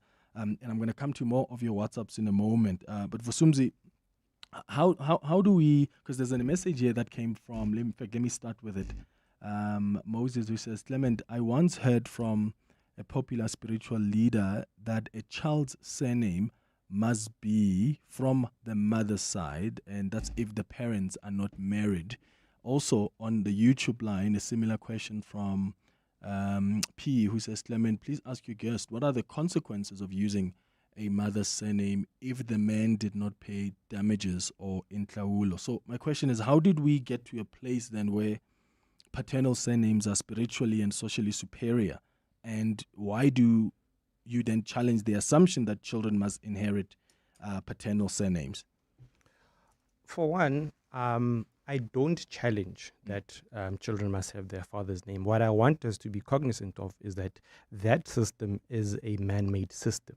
It is a system that is premised on the patriarchal society that we live in, right? And we have to understand that spirituality is not patriarchal. There is not gender in the way that we define it here in the living world. You know what I mean?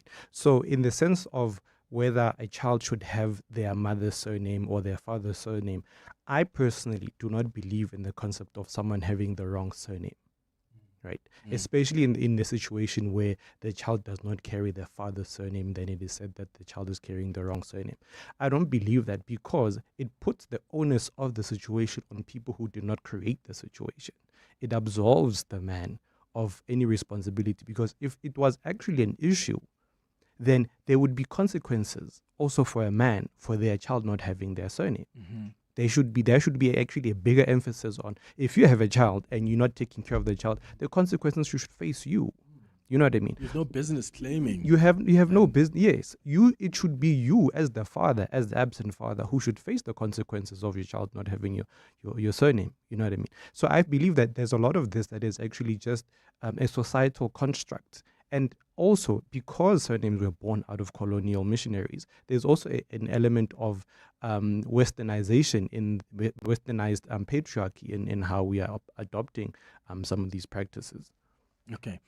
Some messages that are coming through. Ishmael says, morning Clement, Kasipedi, a surname matters, yes, but there's a way of connecting with the child's with the child's ancestors if they are known. For instance, when a child is not from that family, Bamo Pasa Siolong, and I'm not sure what you're trying to say there, but then it goes further to say after all that, everything becomes well. So there's a process then that's undertaken.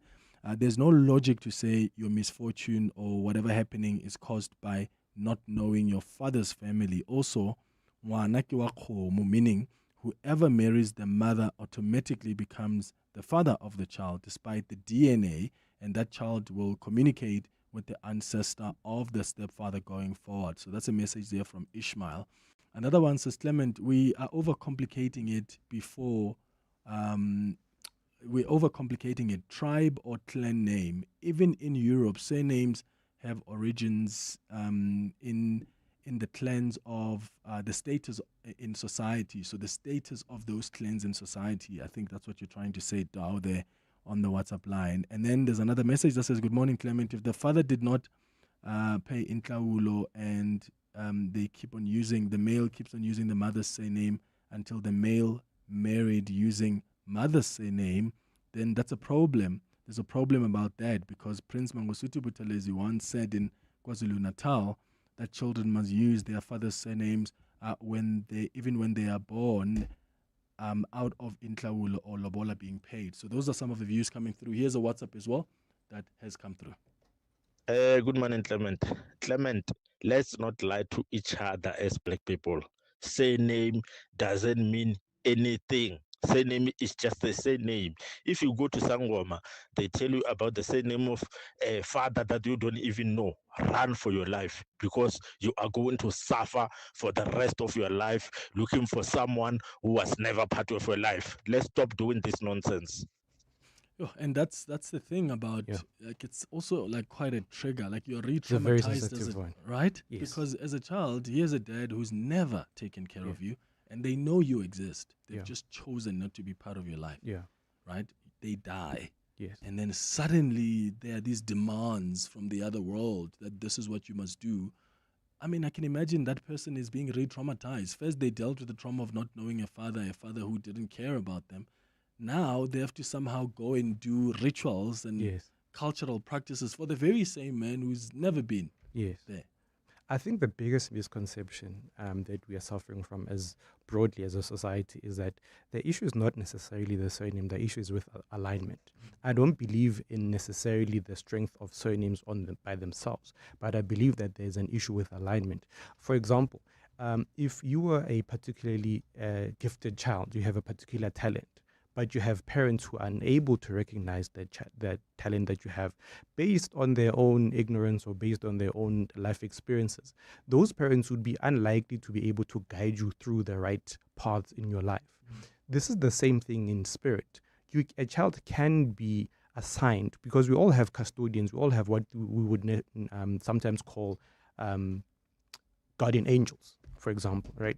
Everyone has a particular set of guides that they travel with, who are their custodians in this life. Sometimes it can happen that you are given people who don't necessarily understand the path that you're supposed to be on, or how to open up the right channels for you. And sometimes then that could be a result of a surname, or sometimes even within the surname, you are assigned to the wrong person. You are assigned a person who is unable or is not evolved enough as a spirit, who's able to guide you through those things. So then what does need to happen is that there needs to be those kind of sessions whereby they say we need to align you with a particular thing. It's just that we lack nuance in our practices where everything then falls under the surname, whereas it's actually not necessarily the thing. Sometimes you just need to be moved from one guardian to another who would be able to assist you.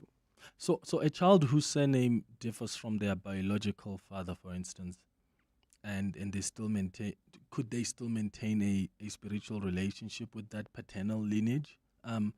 Like as in being raised by your mother and carrying her surname doesn't make you less connected to your father's ancestors, does it? You're not connected to anyone. It takes two people to bring you into this world. And this is where I believe that then the misconception about surnames creates an issue. A lot of the time, it's basically just our beliefs that makes us believe that a child is disconnected from the father's surname or the father's lineage or the mother's lineage. You're connected to everyone. At any time, throughout your entire existence, you're connected to both your lineages, right? The issue is that which are you best aligned with, and which are you going to benefit the most from that? And then also then brings us to this issue of, if we have so many women who are raising kids on their own, and we have so many fatherless children, what would then be the significance of carrying on with the issue that children must have their father's surname into a future? Because this is now what I believe that where we are now, even the spiritual dimension, the spiritual construct of how we deal with surnames is going to change. I believe that the idea of surnames having to be paternal only is going to fall away in the generations that we're moving towards. Yeah. Okay, let's go to some more WhatsApps now on 0727021702. What's your relationship with surnames? If your surnames were largely shaped by colonialism and that's what you believe, what does that mean there for how we understand identity and belonging today? Are you one of those that have had to change surnames because you were told that's the only way you can connect maybe to your maternal or paternal lineage? Or are you one of those that simply ignored it and you have continued to just live a normal life? Let's go to your WhatsApps. Hi, Clement. How are you? Clement, this thing of surnames, so we are 4 in our family. 2 of us with our father's surname, and then my brother and my sister, my mother's surname. I don't want to lie to you, Clement. That thing is evil. Those 2, they are suffering. We try to pay things for them, but spiritually we're not winning. Clement, a child must just have his father's surname. Those things, they are very, very dangerous. It's not working in our family, bruh. It's not. Me and my brother, we are fine. But these 2, wherever we go, we are told that. So whenever we want to bring, we are. What do they call it? We are partnering now. We are struggling with them. It's not. Good morning, Clement. I think it's too simplistic to think that a person's character is going to be determined by what they are called. What label do they have? What surname do they have? And I'm glad that your guest doesn't agree with that. I know many people that I agree with who are criminals. Some of them are very irresponsible, and they have their father's surnames. And even worse, they grew up in a nuclear family with a father and a mother. And I also know people who were raised by their single parents using their mother's surname, who have succeeded in life and who are very responsible. So a person's character cannot be decided by what are they called. Kabbalah, Pretoria. Hi, 702. Hi, Clement and your guest. Anonymous here. Now, Clement, I've been using my mother's surname. My father was never there. He recently showed up after I got married years ago. I've never, spiritually, yes, I know there's a spiritual connection when it comes to this thing at the surname, but I've been using my mother's surname, and my life is 100%. Yes, there are challenges there and there, but I don't have any issues when it comes to my mother's surname. I believe Horena, the strongest surname of them all, is having your mother's surname. Yeah, it's 11 minutes before 11. We'll continue with this conversation after the break. When Joburg came together in the iconic CBD for the 702 Josie My Josie Walk the Talk, unforgettable moments were made, and none of it would have been possible without our incredible partners. I'm Adam Praker. I'm one of the directors of Josie My Josie. I actually did the very first Walk the Talk, and I just really wanted to see this happen again. We decided to partner because we really wanted to bring people back into the inner city. Just amazing amazing to see how many people have come out to see Josie in transformation, and just really wonderful. And I think 702 has done a fantastic job at building the expectations behind this event. Thank you to all our partners who showed that great things happen when Joburg comes together for the 702 Josie My Josie Walk the Talk, hosted by the City of Johannesburg. Calling all wedding planners and venues, restaurants, conference centers, and hotels. Do you need tables and chairs? Home in One has it all. Do you need cutlery, crockery, table linen, and restaurant equipment? Home in One has it all. Do you need tents, gazebos, or umbrellas? Home in One has it all. Affordable prices, the latest trends, with 2 branches in Pretoria and Johannesburg. Shop online at homein1.co.za, because we're your #1 choice. Home in One has it all. Dad, how come Mom's not coming to my soccer game? Well, Mom isn't allowed to come to your soccer games anymore. Is it because she tried to tackle Coach KB for giving me a red card? Maybe. Humans who fiercely protect the people they love. Welcome. Search Liberty Protect to protect your life and legacy today. Liberty, in it with you, all of you. Liberty Group Limited, a licensed life insurer, an authorized FSP, and part of the Standard Bank Group. T's and C's, risks and limitations apply. Beyond belief, beyond doctrine, a deeper conversation, exploring spirituality with Vusumzi Nandi on the Clement Manyathela Show. The Clement Manyathela Show. On 702. 8 minutes before 11 o'clock, we're just about to wrap up our conversation on our monthly feature, Exploring Spirituality with Vusumzi Ngande. And we've been discussing surnames today. So much to learn about just the missionary baptisms that introduced Christian names and surnames into South African families, and just the role that the economic and even political cohesion played in many of our ancestors accepting these new names. So the question I'm getting a lot now from listeners for Sumzi is, so what do we do with the surnames that we currently have? Is it a matter of belief, or we should look at a situation where modern families have greater freedom to decide which surname children carry rather than an assumed paternal surname? Yeah. I think one of the most important things that we have to be aware of when it comes to surnames is the reality of what is called genetics, spiritual genetics, right? It's all well and fine for a child, for you to say my child would have my surname, or, you know, as a father or as a mother, as a single mother raising a child by themselves with no father, to say my child is going to carry my surname because this is the circumstance. There is a thing as spiritual genetics to say, when you look at your family, right? For example, if you have brothers in your family, when you look at the family, what are the patterns that you're seeing in your family?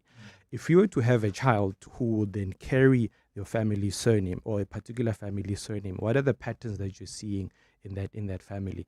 If you are a single mother who believes that their child will have my surname because I'm the one who's raising them, when you look at the patterns in your family, what are you seeing? Because when you go to the doctor and you have a particular ailment, they can ask you, like, you know, does this run in the family? Is this in the family? This particular issue, is it in the family? There are things that reside within our lineages, and they are passed on through the inheritance of surnames, right? So if you are a parent or a mother, and you're looking at the patterns of your family, and especially, let's say, for the male child, and you're looking at all these particular patterns that the men in your family have, it could be a proclivity to addiction, to gambling, to all sorts of things. You have to ask yourself, will my child also be inheriting this particular thing if my child were to have this particular surname? You have to look at, what does the surname actually come with before you say, okay, I'm going to give my child this thing. And even if it is your surname, when you look at it, is your surname particularly problematic? Are there things that you have to do in order to break certain linkages for the surname? You know what I mean? So it's not about whether or not whose surname a child should have, but who is able to connect and identify the best way in which to align the child, to make sure that the child is aligned, not just by having the surname, but is aligned to the right aspects of having that surname. Because you could be leading your child down a dark path if you say, no, you're going to have my surname, but you've never taken time to investigate. There are people whose predecessors were Kibaloi, you know what I mean? And it runs in the lineage. it runs along with the surname. You have to be able to investigate those things and say, I don't want my child to inherit this particular thing. So either the child is going to have that surname and not mine, or I'm going to have to do something in order to break these linkages, these inheritances, before they ruin my child's life. Hi, Clement. With regard to the issue of surname, this is Taboho Immigrant. The issue of surnames, I think it's a personal belief, really. I don't see the importance of surnames. And like if you say your father was never part of your life, why should you carry his name? Because he never wanted to be identified or associated with you. So even if you take your grandparent's surname or your foster parent or your step-parent's surname, the parent is not the genes. The parent is the person that looked after you and groomed you to be the person you are. You cannot just be getting some spooks coming from somewhere and then you have to follow those spooks that you never knew in your life. Maybe that is where we all go wrong. So it's a personal choice, but I don't think there's any scientific justification to the issue of surnames. Thank you. Hi, Clement. Beautiful show. This is what I'm thinking. If surnames, they don't connect us, or you shouldn't have to use your surname for your father's side or your mother's side, does not matter. That means even lobolo, getting married and all those things, they shouldn't have to matter. But what I see here, what they trying to do long time ago, they were trying to make sure that inbreeding, that to avoid inbreeding, because I have actually met people who use my mother's surname, and when I actually do my research, you finally found that me and these people, we are related, you understand, through the surnames. So if somebody said the surnames, that is like the brother on the side, he was saying, some other people, they're saying it's just a nonsense. But if you go through Ibongo, you will find out that this is your sister, this is your brother. If we don't care about that, everybody can take the surname that they want. One day we will actually having sleeping with our sisters from other mothers. You understand what I'm saying? I don't know, but it's a difficult one. But I believe that we should use Ibong. But if we said we don't have to use a surname Nan, we shouldn't have to get married. Hi, Clement 702.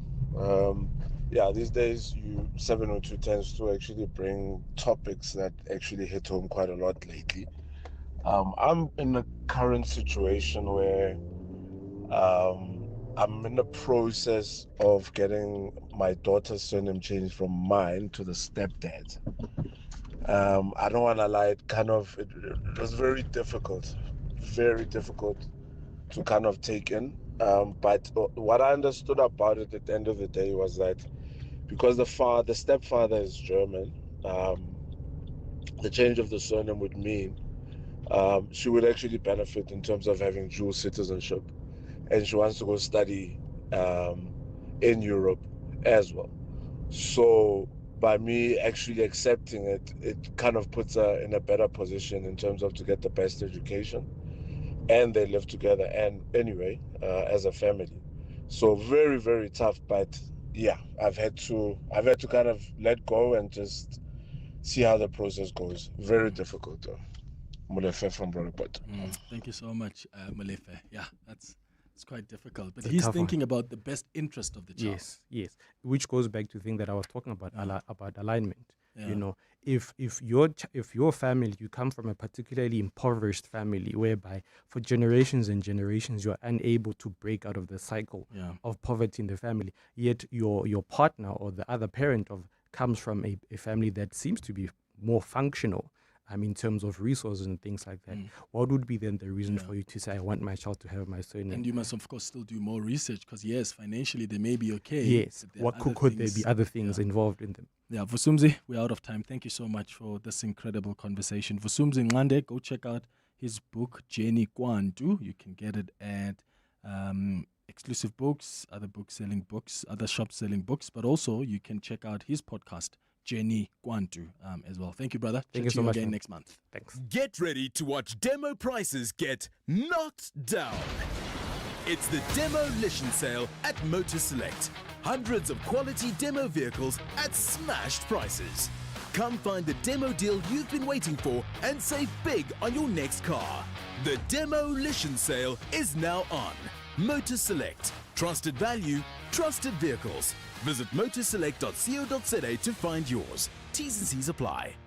Scholar Transport drivers, every winter morning, our children depend on you to get them to school safely. But overloaded vehicles and rushing against time puts lives at risk.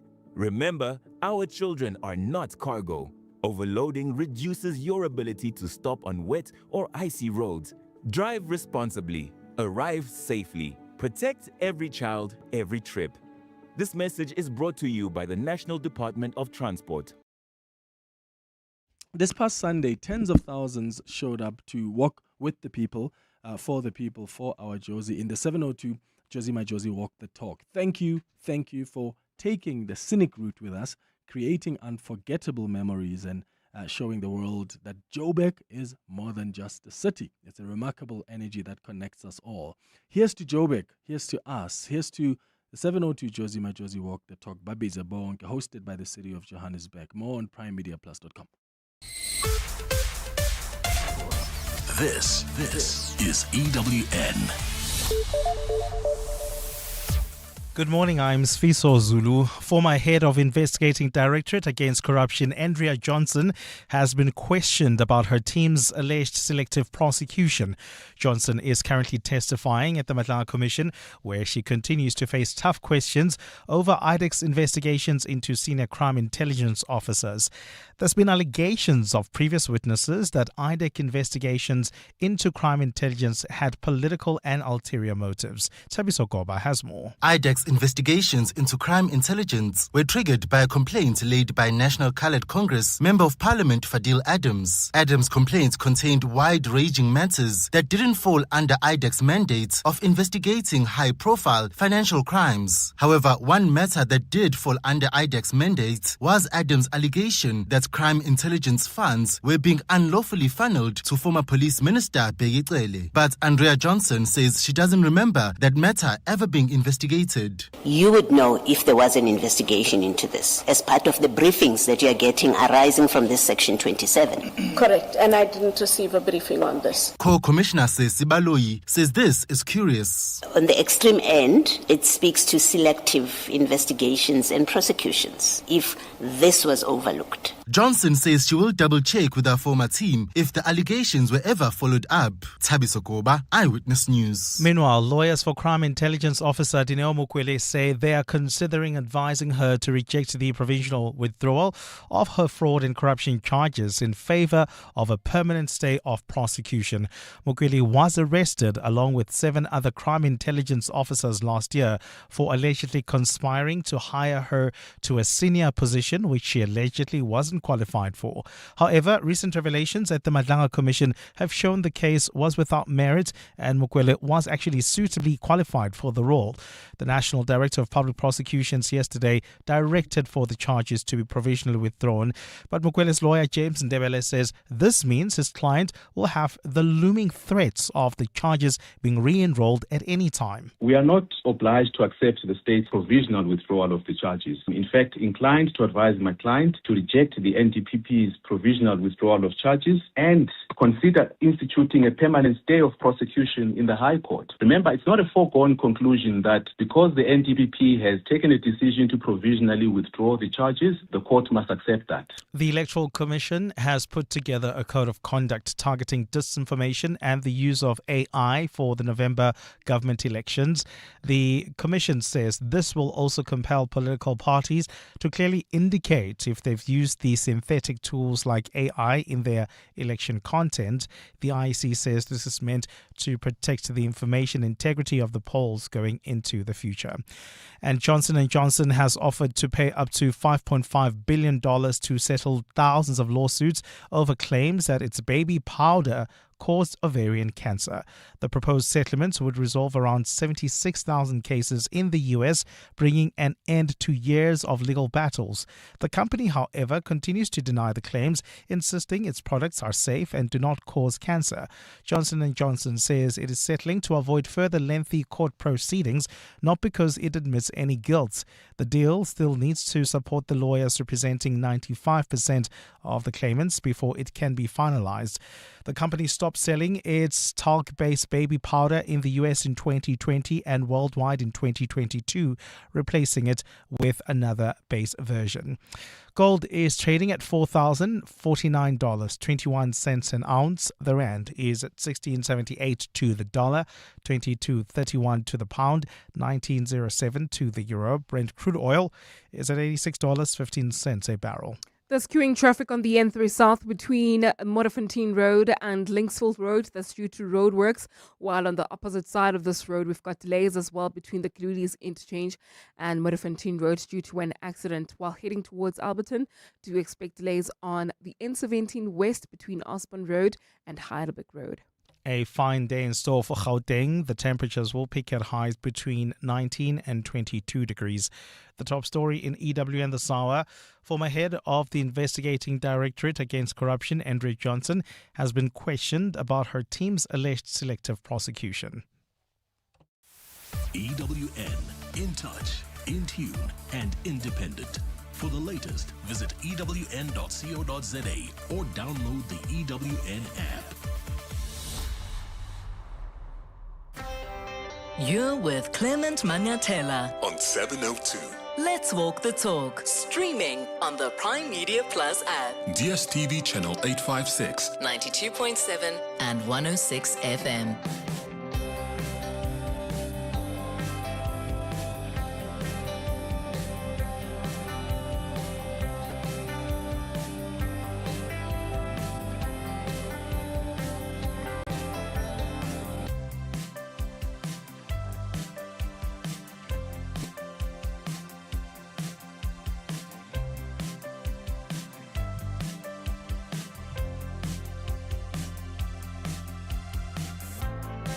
Seven minutes after 11 o'clock. Dumelang, welcome to the third and final hour of the Clement Manyathela Show. It's time for 702. World of Work. Our World of Work feature. Today we're discussing the pros and cons of using workplace wellness offerings. So workplace wellness offerings are the range of programs that employers put in place to support employees, whether it's physical, mental, or financial health. Right, from subsidized gym memberships and health screenings to counseling services and financial wellness workshops. And as South African companies come under pressure to manage the rising medical costs, like reduce absenteeism and compete for talent, there are quite a number of workplaces that are rolling out these offerings, but not everyone agrees that they deliver on their promise. Right, supporters of these programs say that a well-designed wellness program boosts morale, it cuts costs and shows employees they're valued. And then you've got critics who argue that programs can be expensive, they can be poorly used, and in some cases intrusive, asking staff to hand over personal health information or feel judged for not participating. So, are workplace wellness offerings worth it? That's the question I'm asking you. Like, do you utilize workplace wellness facilities? And if yes, are they beneficial to you? And if not, why not? You can share your thoughts on 011-883-0702, WhatsApps on 072-702-1702. Kulani Shilubane is an HR specialist guiding us through this conversation. Kulani, thank you for making time. Hi. Absheni Clement, thank you for having me. Absheni. What are the different kinds of workplace wellness offerings? I mentioned, financial wellness, there's health issues as well. But are there more? So the ones that you mentioned in the opening of the segment pretty much cover what is being offered and what we see a lot of in workplaces. So financial wellness, mental health, preventative screenings of things like, high blood pressure and other chronic conditions as well. And then obviously physical wellness as well. So that pretty much covers the offering that we are seeing in the market currently. Yeah. What are the benefits of these wellness programs for employees? I think the benefit is determined by the intentionality of the actual program, right? So what we see a lot of is that, organizations will implement these programs, but they'll do it as a tick box exercise, and there isn't really much intention behind it besides it being sort of like being an offering where they can pat themselves on the back to say, hey, we offer these programs to our employees. However, if it's offered without actual intention, and the intention comes from what actually are you trying to solve, what issues are you seeing in the organization that you as an organization want to solve? Are you seeing people being absent? But what is causing that absenteeism? Is it because people are overworked and understaffed? There's no point in, giving people counseling sessions if you're not going to do anything to actually address the underlying issue, if that makes sense. Another one would be, are people being absent or not, working the way they should because they're under financial pressure? Do you maybe need to look at your compensation structures? Are people being compensated well enough? So it's all about the intention for me. Yeah. Are these programs sometimes initiated because there are certain benefits for the employers who initiate them? Yes, definitely. There are definitely benefits. Obviously, a lot of organizations want to be seen as top employers, and some of the things that employees or talent will look to when they're, are considering an organization for employment will be such as some of these benefits, if that makes sense, right? Yeah. However, I go back to the statement that I just made that, the benefit might be there, but without intentionality, there's no point in even running these programs. And of course, the question that a lot of us have is this evidence-based? So these wellness programs, do they genuinely, for instance, reduce healthcare costs and absenteeism, or is the evidence mixed? The evidence is very mixed, right? I'll give you a classical example. On the onset of COVID, we saw high numbers of employees engaging in these wellness programs for obvious reasons, right? People were isolated, people were working from home, which meant that they were dealing with a lot more work stress, and with everything that's happening as well, a lot of people were sort of like reaching out to the EAP programs, right? However, we've seen a steady decline since then, if that makes sense, because at the end of the day, it might have been useful during a period like that because, again, people were working from home. We were seeing all kinds of, high record deaths, workplace stress, people losing jobs, people were under immense financial pressure. However, since we've come out of the COVID years, we've seen a decline, in terms of numbers and use, and that also goes back again to the intentionality of these workplace programs. Okay, so I want to ask about people who, employees who choose not to participate in these wellness offerings, even when they are available. Because, part of what I often hear is I'm concerned that maybe the personal information or certain sensitive information I share with the doctor appointed by the company or this therapist appointed by the company could one day be used against me. And of course, there's, client, and doctor privilege and confidentiality. But there are some people who are just scared to participate in the programs because they just don't know this information or sensitive information I'm feeding to these experts. What if the company uses that against me one day? So I think the one thing that employees should be well aware of is that that kind of personal information is protected from a legislation perspective, right? Okay. While doctors and EAP programs might provide feedback, it's never on the point, Gulani's high blood pressure is high, or Gulani has been diagnosed, with anxiety or depression, right? What information they get is very generic. It's things like how many people have used them, in terms of what is the uptake in the organization, what are the trends that we are seeing in the organization when it relates to mental health, physical health, financial wellness. So I would say, employees should be rest assured that these information, their personal information, is protected not only from a, doctor-patient confidentiality kind of perspective, also from a legislation perspective as well. Where it might become a little bit tricky and the waters are murky is if your medical condition has a direct impact on how you perform your job, if that makes sense, right? Yeah. So I always use, heavy machinery as an example, right? So if your job is to drive I don't know what those big, we call them ganda-gandas, but that's not the English I'm The looking for. ganda-ganda. But Yeah. Yeah, but those if trucks.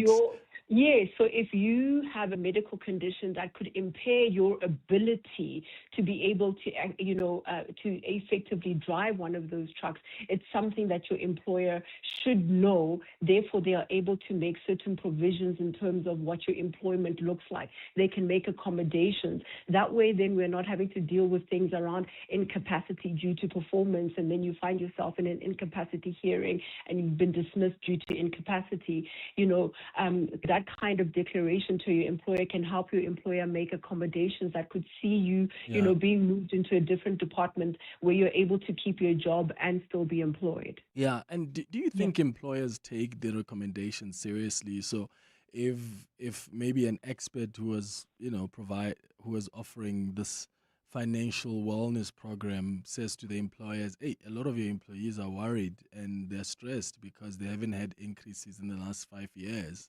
And then as an employer, you have to think about how to resolve that. Do you think companies, I'm just using that as an example, do you think companies take these kind of issues seriously? Or maybe a health expert says, hey, based on the people we've spoken to so far, a lot of them are under pressure. There's not enough break at work. Like they just are swallowed by work. Do companies take that seriously and then make amends? They do. They do. I can't say, the terrain is bleak there. We see a lot of organizations that are quite intentional about, intervening in the well-being of their employees. It might not be a quick fix, if that makes sense, right? But we've seen organizations take reasonable steps and even beyond reasonable steps in order to accommodate, what's happening in the organization. Because at the end of the day, it not only impacts the individual employee, it also impacts the organization, because if people are under pressure, people are not going to be performing. And if they're not performing, then you're not meeting your organizational objectives, if that makes sense. So we've seen organizations take very, very seriously, the recommendations that experts have made. Got you. All right. 072-702-1702. Let's go to some WhatsApps. Hi, Clement. Imagine finding out while you are at work that you are HIV positive, or that you are pregnant, or that you have diabetes or high blood pressure. While you're at work, what will that do to you? And you are with your colleagues and everything. Wouldn't that be the worst thing to have to find out while you are at work, as compared to you being in your private space, going to visit the doctor at your own time? And this thing is, I think, is just a waste of money. If you want to make employees happy, design bonus programs. So if you're thinking of doing this wellness thing, if you're going to spend 300,000 doing a wellness thing, rather spend that 300,000 to give your employees bonuses every quarterly. That will make them happy. That will make them feel appreciated, and that will make them come to work. That will boost them morale. Okay, got you. Kulani, what are your thoughts on that? I mean, of course, if you find out that something like that in the workplace, you can always talk to your manager to maybe leave on the day because that's affecting you. They've just been, if you're told of a condition that you feared all your life and you're told through these wellness programs, you can negotiate with your managers to allow you some time off on that day to maybe even go home. Because if you create those wellness programs and you say, okay, we're just going to give you extra money as employees, and please make sure that you take your wellness and health wellness and financial wellness seriously, you can guarantee that those funds will be used for exactly that. 100%. Clement, a difficult diagnosis is difficult anyway, if that makes sense, because it's not, these diagnoses often come in a doctor's office or during a wellness program, and it is a difficult thing to be able to deal with. And I completely agree with you. We always say that, if you do get a difficult diagnosis during a wellness day, have a conversation with your manager and be like, listen, you don't have to disclose exactly what has happened, but because of what is happening in the organization on that day, any manager will be like, okay, great, take your time, come back when you're ready. And also, again, yes, I completely agree with the caller. A bonus would be great. I would like one too. Thank you very much. However, it is important to understand that, again, like you said, it's not a guarantee that if I give you a bonus to look after your health, that you will go look after your health. And your health and your well-being are very important to your employer, because at the end of the day, a happy, healthy employee is one that is productive and one that is able to help the organization meet their objectives. Yes, we would all be happier and healthier with a bonus. However, would we really take that bonus and make sure that we are channeling those funds in a way that allows us to do that? Because at the end of the day, we have enormous financial pressures, as human beings. And while you might want to take the time to go get a screening, you might need maybe to purchase new shoes for your child's netball game or a trip, and that then falls by the sidelines. It's 21 now, after 11. After the break, more of your WhatsApps and calls. John Perlman. Weekday afternoons, 3 to 6. A national water action plan, a deadline or a timeline that takes us to 2030. Key things that you're going to start with. Actually, currently, as a country, we have enough raw water, in other words, water which hasn't yet been treated, to meet the demand. And there is enough water to supply to municipalities as well. The biggest problem is the municipal water distribution systems. Key challenge is that such a high percentage of that water that's provided is lost through leaks in the municipal distribution systems. Dr. Sean Phillips. John Perlman. 3 to 6 on 702. What happens if an attorney steals money you've entrusted to them, and who protects you? Find out on Aubrey Masango's Law Feature, where Dr. Motlatsi Molefe, CEO of the Legal Practitioners Fidelity Fund, will join 702 to unpack the fund's role, who it protects, when you can claim, and why every South African should know about it. Don't miss this informative conversation this Tuesday on the Aubrey Masango Show from 8 p.m.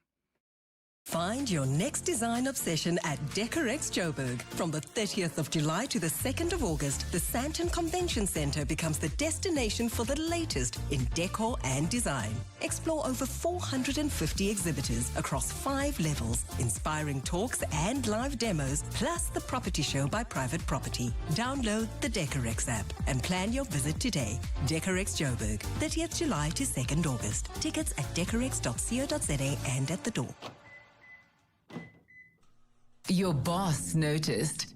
Your ex noticed. The neighbors definitely noticed. Because some cars say, I rented a car. And some cars say, I rented the car. Sani 6 to rent a car. Premium rentals. For people who don't settle. Choose the right car. Rent Sani 6 on sani.co.za. Oh, the shelf was leaning sideways. The tap was dripping slow. I said, relax, I've got this. I know just where to go. I went to the crazy store. A screwdriver's all I need. Somehow I left with so much more. A torch, a broom, a book to read. That's crazy, crazy. That's the crazy store. Went in for one small thing. Came out with so much more. The crazy store. Hey, you never know what you might find. Some parcels are more than parcels. They're gifts, opportunities, supplies, and moments people are counting on.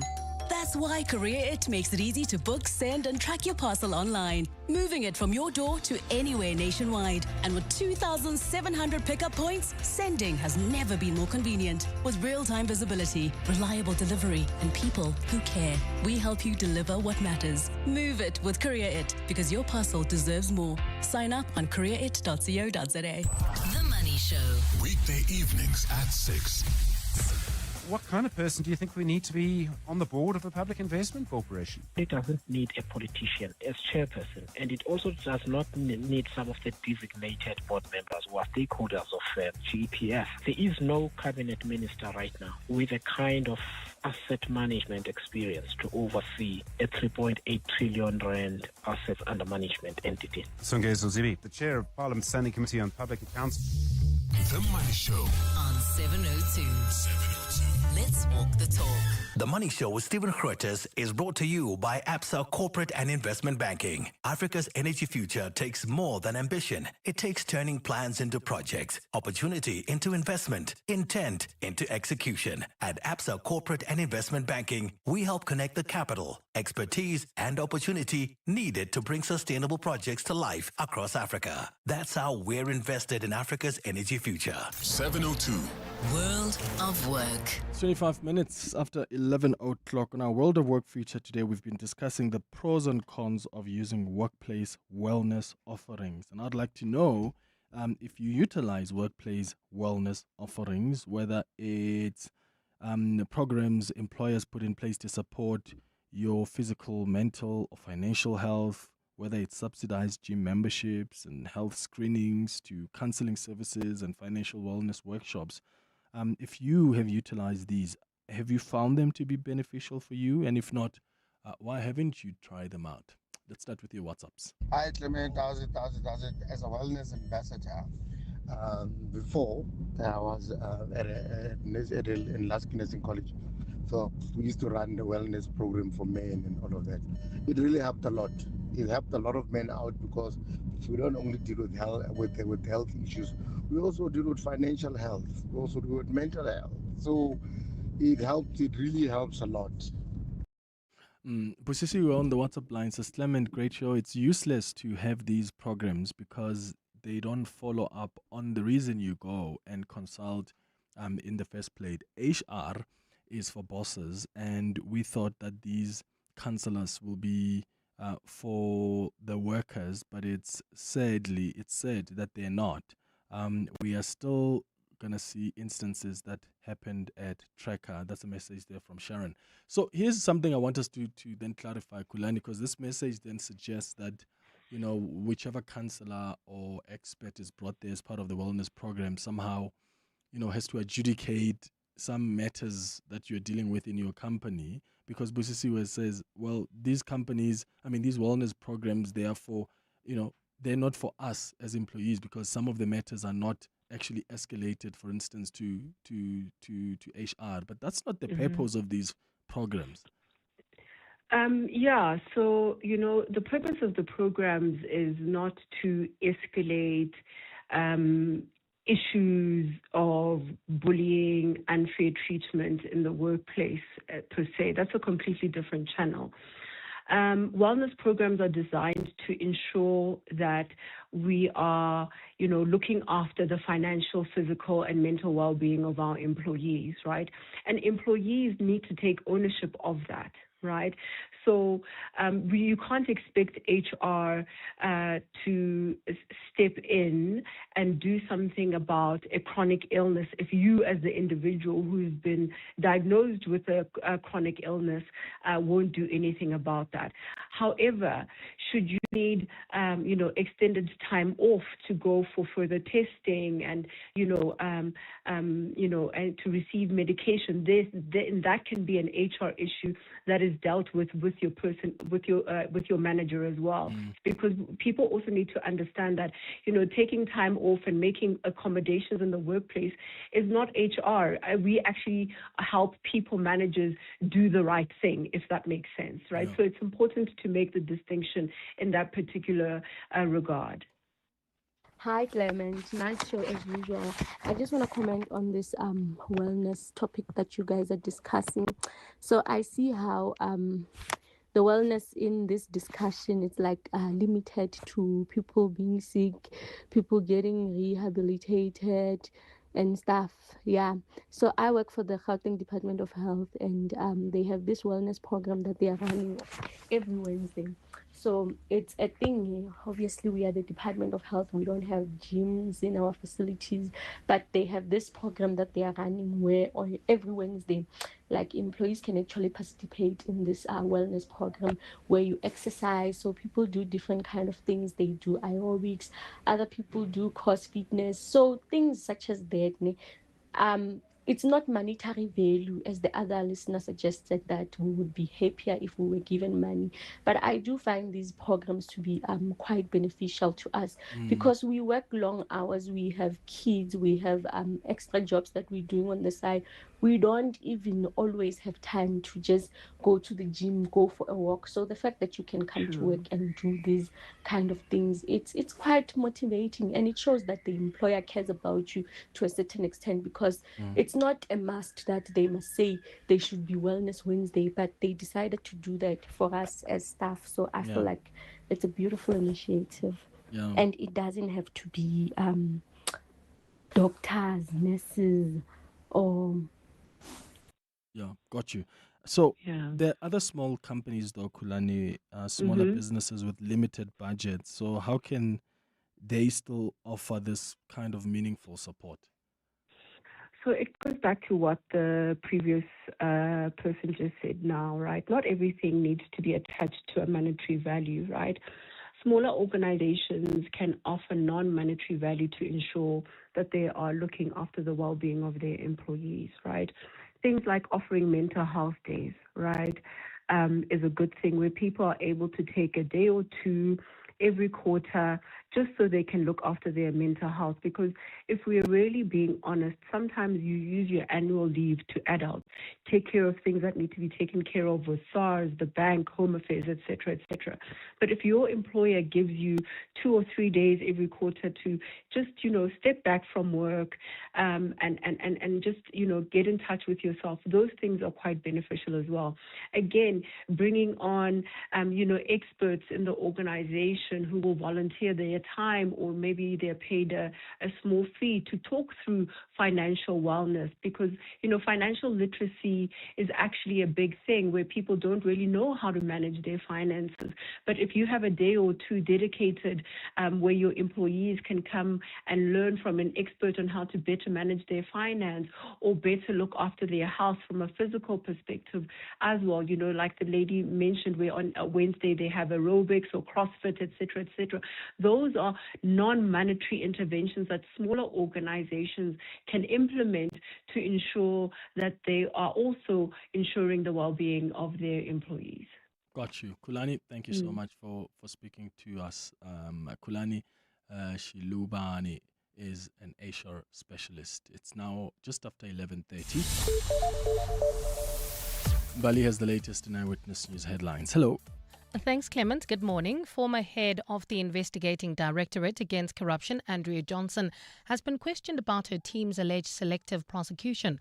Johnson is currently testifying at the Malanga Commission, where she continues to face tough questions over IDAC's investigations into senior crime intelligence officers. There have been allegations by previous witnesses that IDAC's investigations into crime intelligence had political and ulterior motives. In the Western Cape, Mitchell's Plain Police are probing the murder of a man who was shot dead in Westridge last night.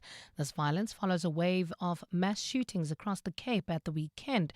Gun violence claimed at least 15 lives in Kayamandi, Kailicha, Guguletu, as well as Manenberg. While in Japan, authorities are on high alert after a 7.1 magnitude earthquake struck the southwestern parts of that country. The Weather Authority says no tsunami activity has been observed so far, despite an alert being issued. About 45,000 households and facilities have no power in the Kumamoto region following the major quake. Well, those are the headlines. There's EWN and more at midday or as it happens. EWN Traffic. Traveling on the M2 West towards the main reef, please be on the lookout there. There's slow-moving traffic just as you come out of the Crown Interchange. While on the N3 South, we've got delays between Vincent Chabalala Road and Linksfield Road. That's due to roadworks there. While on the opposite side of this route, the N3 North, some delays between the Kilulis interchange and Linksfield Road. If you were traveling on the N17 West, we've got delays between Osborne Road and Heidelberg Road. That's due to roadworks that are taking place along this route, and more roadworks are causing delays in Devlin along the Golden Highway between Union Avenue and the N12 exit. Traveling in the city of Tshwane, most routes are flowing, but we've got a slight backup right along the R21 North approaching Mapias Drive. That's due to roadworks there. More updates at the top of the hour with Karabo Jale. Stay tuned. There's more EWN on air, online, and on the EWN app. Your office is more than just a place to work. It's a reflection of your success. At Desk and Chair, we help you elevate your workspace with locally manufactured desks and a wide range of chairs to suit your style and budget.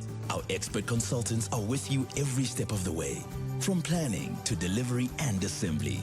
Visit our showroom in Midrand or shop online at deskandchair.co.za. Desk and Chair. Think, feel, work better. If you have an unresolved dispute involving your bank, insurer, pension fund, or financial advisor, you can complain to a financial ombud for free. South Africa's financial ombud system, overseen by the Ombud Council, provides free, fair, and impartial dispute resolution. Whether it's through the National Financial Ombud, the Phase Ombud, or the Pension Fund Adjudicator, help is available. Visit ombudcouncil.org.za for more information. Sharpen your competitive edge and get ready for the next installment of the Tournament of Champions. Do battle on the biggest stage and prepare for an epic showdown as you fight for your share of the 500,000 Rand prize. Bet 2 Rand or more on selected Spinner Zonke slots to blaze a trail to the top of the leaderboard and claim victory. T's and C's apply. Hollywood Sportsbook is a licensed betting operator. No persons under the age of 18 years are permitted to gamble. Winners know when to stop. South African Responsible Gambling Foundation toll-free counseling line 0800 006 008 or WhatsApp help to 076 675 0710. Hey, we buy cars. How does it work if I want to sell my car? We'll drive to your place. You can visit our pods. Even if you don't have space, then at the mall in a parking lot, we've got lots of depots all across the land. Contact We Buy Cars. You're in safe hands. Wow, that's great. We Buy Cars, the easiest way to sell your car by far. This Saturday, some of South Africa's biggest artists will come together on one stage at Scatterling's Music Festival, and 702 is giving you a chance to win 4 tickets. To enter, name one of the featured artists by sending a WhatsApp to 072-702-1702, including your name and ID number. And tomorrow, we could be calling you from 9 a.m. and 702 afternoons with Relebogile Mabocha from 1 p.m. because they could call you back with tickets to Scatterling's Music Festival on the 1st of August at Huddle Park. Brought to you by 702. T's and C's apply. 702. Health and wellness. So the focus on our health and wellness feature this morning is on oral health. Do you know, for instance, how many times you should be brushing your teeth? Do you know how hard you should be going on your tongue? Well, good oral health is about far more than just a bright smile. The mouth is a getaway to the rest of the body, and the state of our teeth, the gums as well, can influence how we eat, how we speak and sleep, while poor oral health has also been linked to conditions well beyond the mouth itself, whether it's heart disease or diabetes. And yet, dental care is often the first health expense people cut when money is tight, right? And many only see a dentist once something already hurts. So do you know how a healthy mouth should look like and feel like? And how often do you visit a dentist? The health and wellness feature this morning brought to you by Cipla. Stay connected with us. Dr. Alexandra Abedian Rawani is a dentist who's going to guide us through this conversation. Thank you so much for making time for us, Dr. Hi.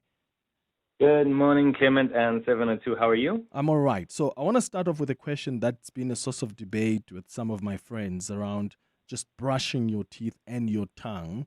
If you Perfect. brush your teeth, so first question is, how many times do you recommend that we brush our teeth? And every time you brush your teeth, should you brush your tongue, or must you do that, say, once a day?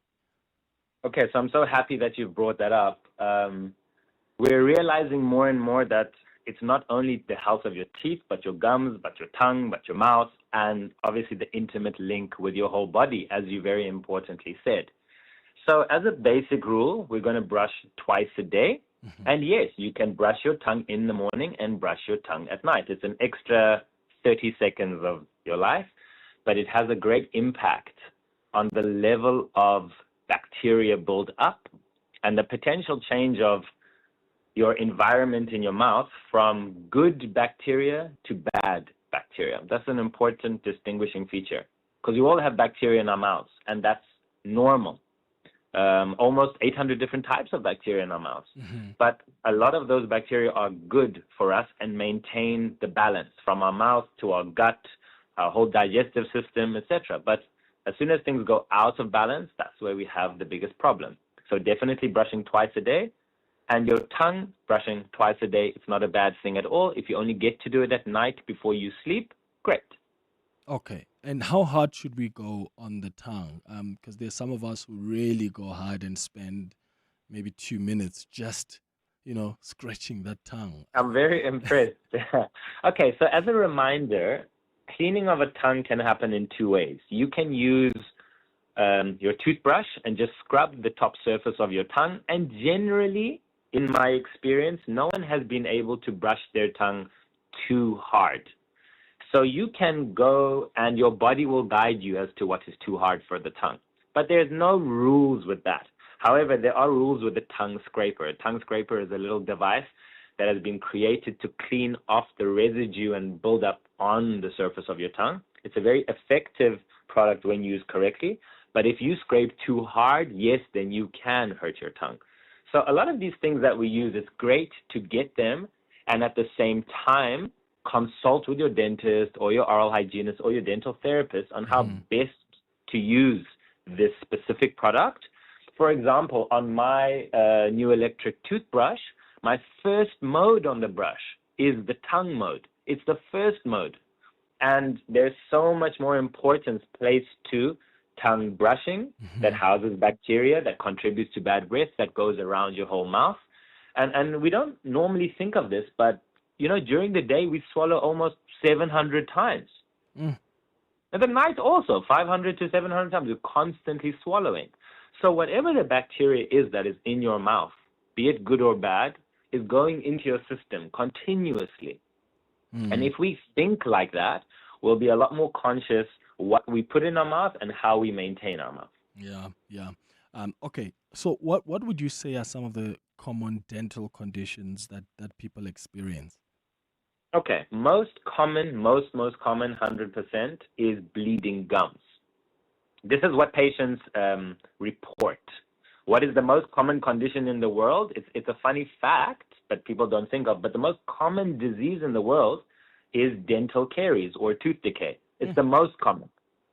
We think of it more like, no, it's way more than cancer or HIV or, I don't know, pick any disease. Dental caries is the most common because everyone has teeth up to a point, and we have so many of them that at least one of them has that disease. So that's the most common thing. But what people report mostly are bleeding gums.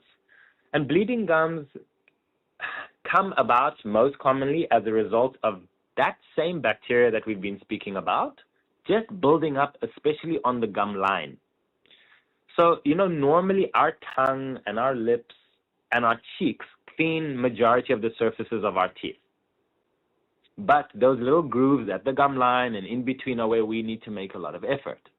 And if you leave the bacteria, and the bacteria combine with food, which is what is known as plaque, that plaque stays there and it gets thicker and thicker and harder, and the bacteria develop.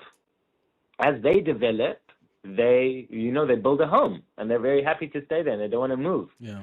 And so it becomes hard. It hardens into a material known as calculus or tartar. These words are used interchangeably. But once that develops on your teeth, and it normally develops right under the gum line, so you cannot always see it, that is a bad bacteria living under your gum, and it causes a lot of inflammation. So your gums swell and they get irritated. And even if you just touch them, sometimes if you don't even touch them, they bleed. And, you know, I've realized that so many people have not yet had the chance to go and get a professional cleaning. And so what they do is they say, you know what, I'm brushing so well, I'm using the most expensive mouthwash and the most expensive toothbrush and this and that, and nothing is working. Whereas the whole solution is if you can save a little bit of money, and different dental practices will offer it for different rates, anywhere from like 500 Rand to maybe 2,000 Rand. And if you go to your government clinic or a tertiary institution, sometimes 50 Rand, 100 Rand, or at no charge. Yeah. You do this twice a year and you get a professional clean that will solve that bleeding gum problems in under a week. Normally, like the next day, it has corrected itself. Gotcha. Because it needs the professional instruments are able to remove the buildup that a toothbrush cannot. Even a best toothbrush cannot remove it. It has to be these special ultrasonic instruments. And we remove that, and this is the reality is that people, for example, many people have not had the chance to go to the dentist, and they start asking these questions normally in high school. High school time, I get a lot of DMs from patients saying, you know, my gums are bleeding, what's going on, I brush so well. But there's been a buildup since your adult teeth have been in your mouth, since at least 6 years old. So from 6 years old to 16, you got 10 years of buildup. If you're 30, you've got another 24 years of buildup that you've never been able to professionally clean off. So the solution is quite simple, but it does require professional care. What is the common connection between oral health and conditions like heart disease and diabetes? Okay, so this is a very important question, and this is the story. We know and we have found that there is bacteria that sits in the lungs on the heart valves that is the same bacteria that is in the mouth. Why this is very important for people to understand, and we spoke about swallowing, and remember this bacteria goes into your system and it can penetrate through the walls of your digestive tract and go into your circulatory system or your blood, okay? It can go into the blood either by swallowing and going through the whole system, or if you do have bleeding gums or wounds in your mouth, it penetrates into the blood in that way, either one of the two ways. And we know that our circulatory system or blood supply for the body is all connected. It's not separate for your mouth as it is to your foot. And this is, again, something that people don't yet realize. But if this bacteria goes into your blood, it will go around your whole body, through up to your brain, to your heart, to your lungs, to your toes. And if it wants to attach and hold on to any organ, it will. Okay. We definitely know there's evidence that like poor oral health contributes to cardiovascular disease, kidney disease, diabetes, hypertension, adverse pregnancy outcomes, skeletal infections. It's crazy that, you know, more and more of the research is coming out to say, did you know that this bacteria that we see most commonly in infections of the gum and bone in the mouth has been associated with Alzheimer's, has been associated with coronary heart disease. The way that they do this is they say, okay, we know this bacteria is in the mouth, and we also see what bacteria is present in the organs of people who have suffered a certain condition. Yeah. And so this link is made. Now, some studies show undeniable proof, and a lot of it we are still learning. But in that learning, let's be smart about it and say if we can avoid obvious problems just by brushing and flossing and being conscious of how we treat our mouth after we eat, we can avoid a lot of potential problems down the line. Okay, got you. There's some WhatsApp voice notes that have come through, so let's listen to some on 0727021702. Hi, Clement. Clement, I just want to know if I have brushed my teeth at night before bedtime, why must I brush my teeth in the morning? Because my teeth are still clean. Hi, Clement. can you ask the doctor, is it okay to scrape plaque off your teeth with a needle, for example?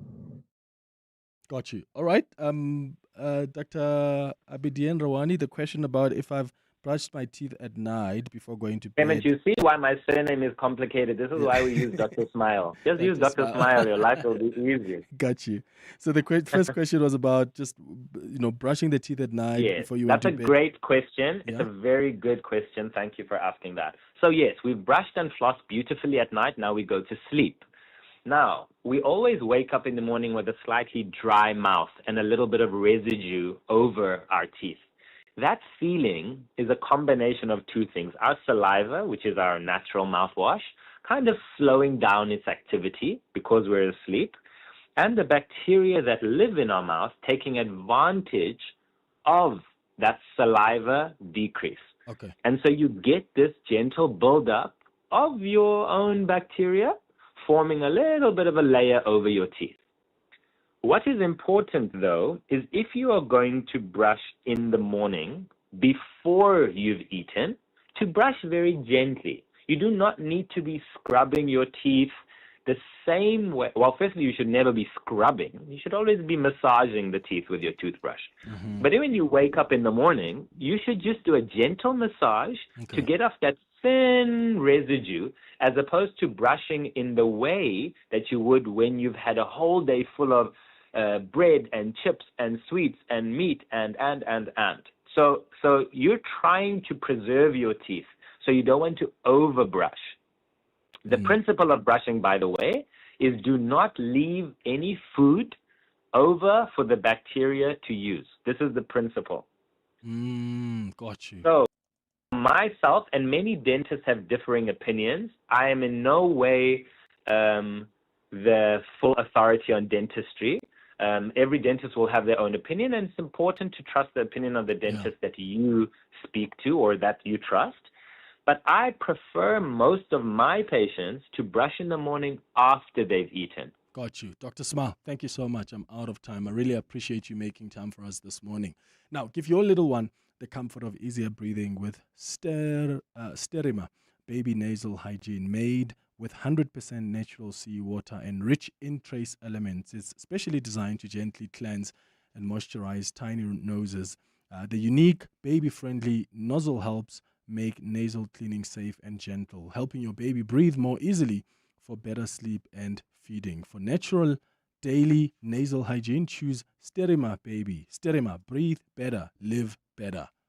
You're with Clement Manyathela. 7:02. Right, 9 minutes now before 12 o'clock. So, bank impersonator scams are one of the most common frauds targeting South Africans today. Criminals pose as banks, sending fake fraud alert SMSs, designed to create panic. And you've got victims that are then encouraged to call a bogus number or respond to the message, opening the door to sophisticated social engineering that can result in stolen money. But Capitec is helping South Africans stay one step ahead. So today, in this conversation on 702, brought to you by Capitec, Slam the Scam with Capitec, we are joined on the line by guests who are going to help us as South Africans understand how we can protect ourselves. So we've got Jean Rousseau, who's the head of CSI and financial education at Capitec, to unpack how these scams work, why are they so convincing, and the simple steps that you and I can take to protect ourselves. Jean, thank you so much for making time for us. Good morning. Good morning. Thank you, Clement. So bank impersonator scams have become increasingly sophisticated. How do criminals typically set these scams up, and what makes them even more convincing? Yes, Clement, they are obviously not new, and we know scammers change tactics all the time. So right now, the tactic that we are seeing most is an SMS that looks like a bank fraud alert. A typical message could read something like, so-and-so bank, suspicious transaction of 39,050 Rand from your business account at Sunbet Casinos, Pretoria today. And then it says reply yes if valid or no if fraud. or it gives you then a number to call. And the amount is alarming. The merchant name is a real recognizable South African brand. So all of this makes you pay attention. And the setup works whichever way you respond. So if you reply yes, or Y for yes, or N for no, the scammer now has confirmation that there's a real person that is engaging with that number, and they will call you directly. If you call the number in the SMS instead, you are calling straight into the scammer's own fake call center. So either way, you are not talking to your bank. You are talking to a criminal who has been waiting for exactly that response. Yeah. So once someone responds to a fake fraud-alert SMS, or let's say calls the number that's been provided, how does the scam usually unfold, and what tactics do scammers use to manipulate their victims? Yeah, this is where they are incredibly clever. So once you engage, the scam moves into full social engineering mode. The person who answers or calls you introduces themselves as a fraud consultant. They often give a fake staff or case number, and they speak, contrary to popular belief, very calmly and professionally. There's no urgency or aggression in their voice, which used to be how they would be coming across. And this is precisely what makes them so convincing. So some of these operations even play a recording of the bank's actual hold music or their jingle when they put you on hold. So every detail reinforces your perception that you are actually speaking to your bank. And then the one instruction that they also repeat throughout the call is that you must not hang up. Whatever you do, don't hang up, because if you drop the call, the supposed fraud will go through. In reality, the opposite is true. So staying on the line is what allows them to continue to engineer you so that the scam can succeed. So while you're kept engaged and reassured, you are walked through various steps that are framed as necessary to reverse or block this fraudulent transaction. Yeah. So every step you take under their instruction is in fact the fraud unfolding. And the thing with these scams is that, they often create a sense of urgency and panic. Why is that such Yes. an effective tactic? And what can we do then instead when we receive, one of these messages?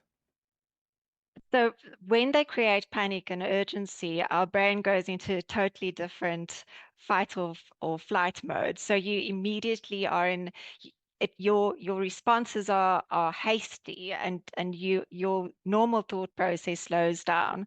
So what we need to do is really stop, take time, breathe. If you get such a message, do not respond to the message. Do not call the number in the message. What you need to do is independent verification. So you contact your bank independently using the number on the back of your card, or or on your bank's official channels, or then many banks offer an in-app secure calling feature. Then report this SMS to your bank as a suspected scam. That single pause before you react is exactly what these syndicates are relying on you not to do.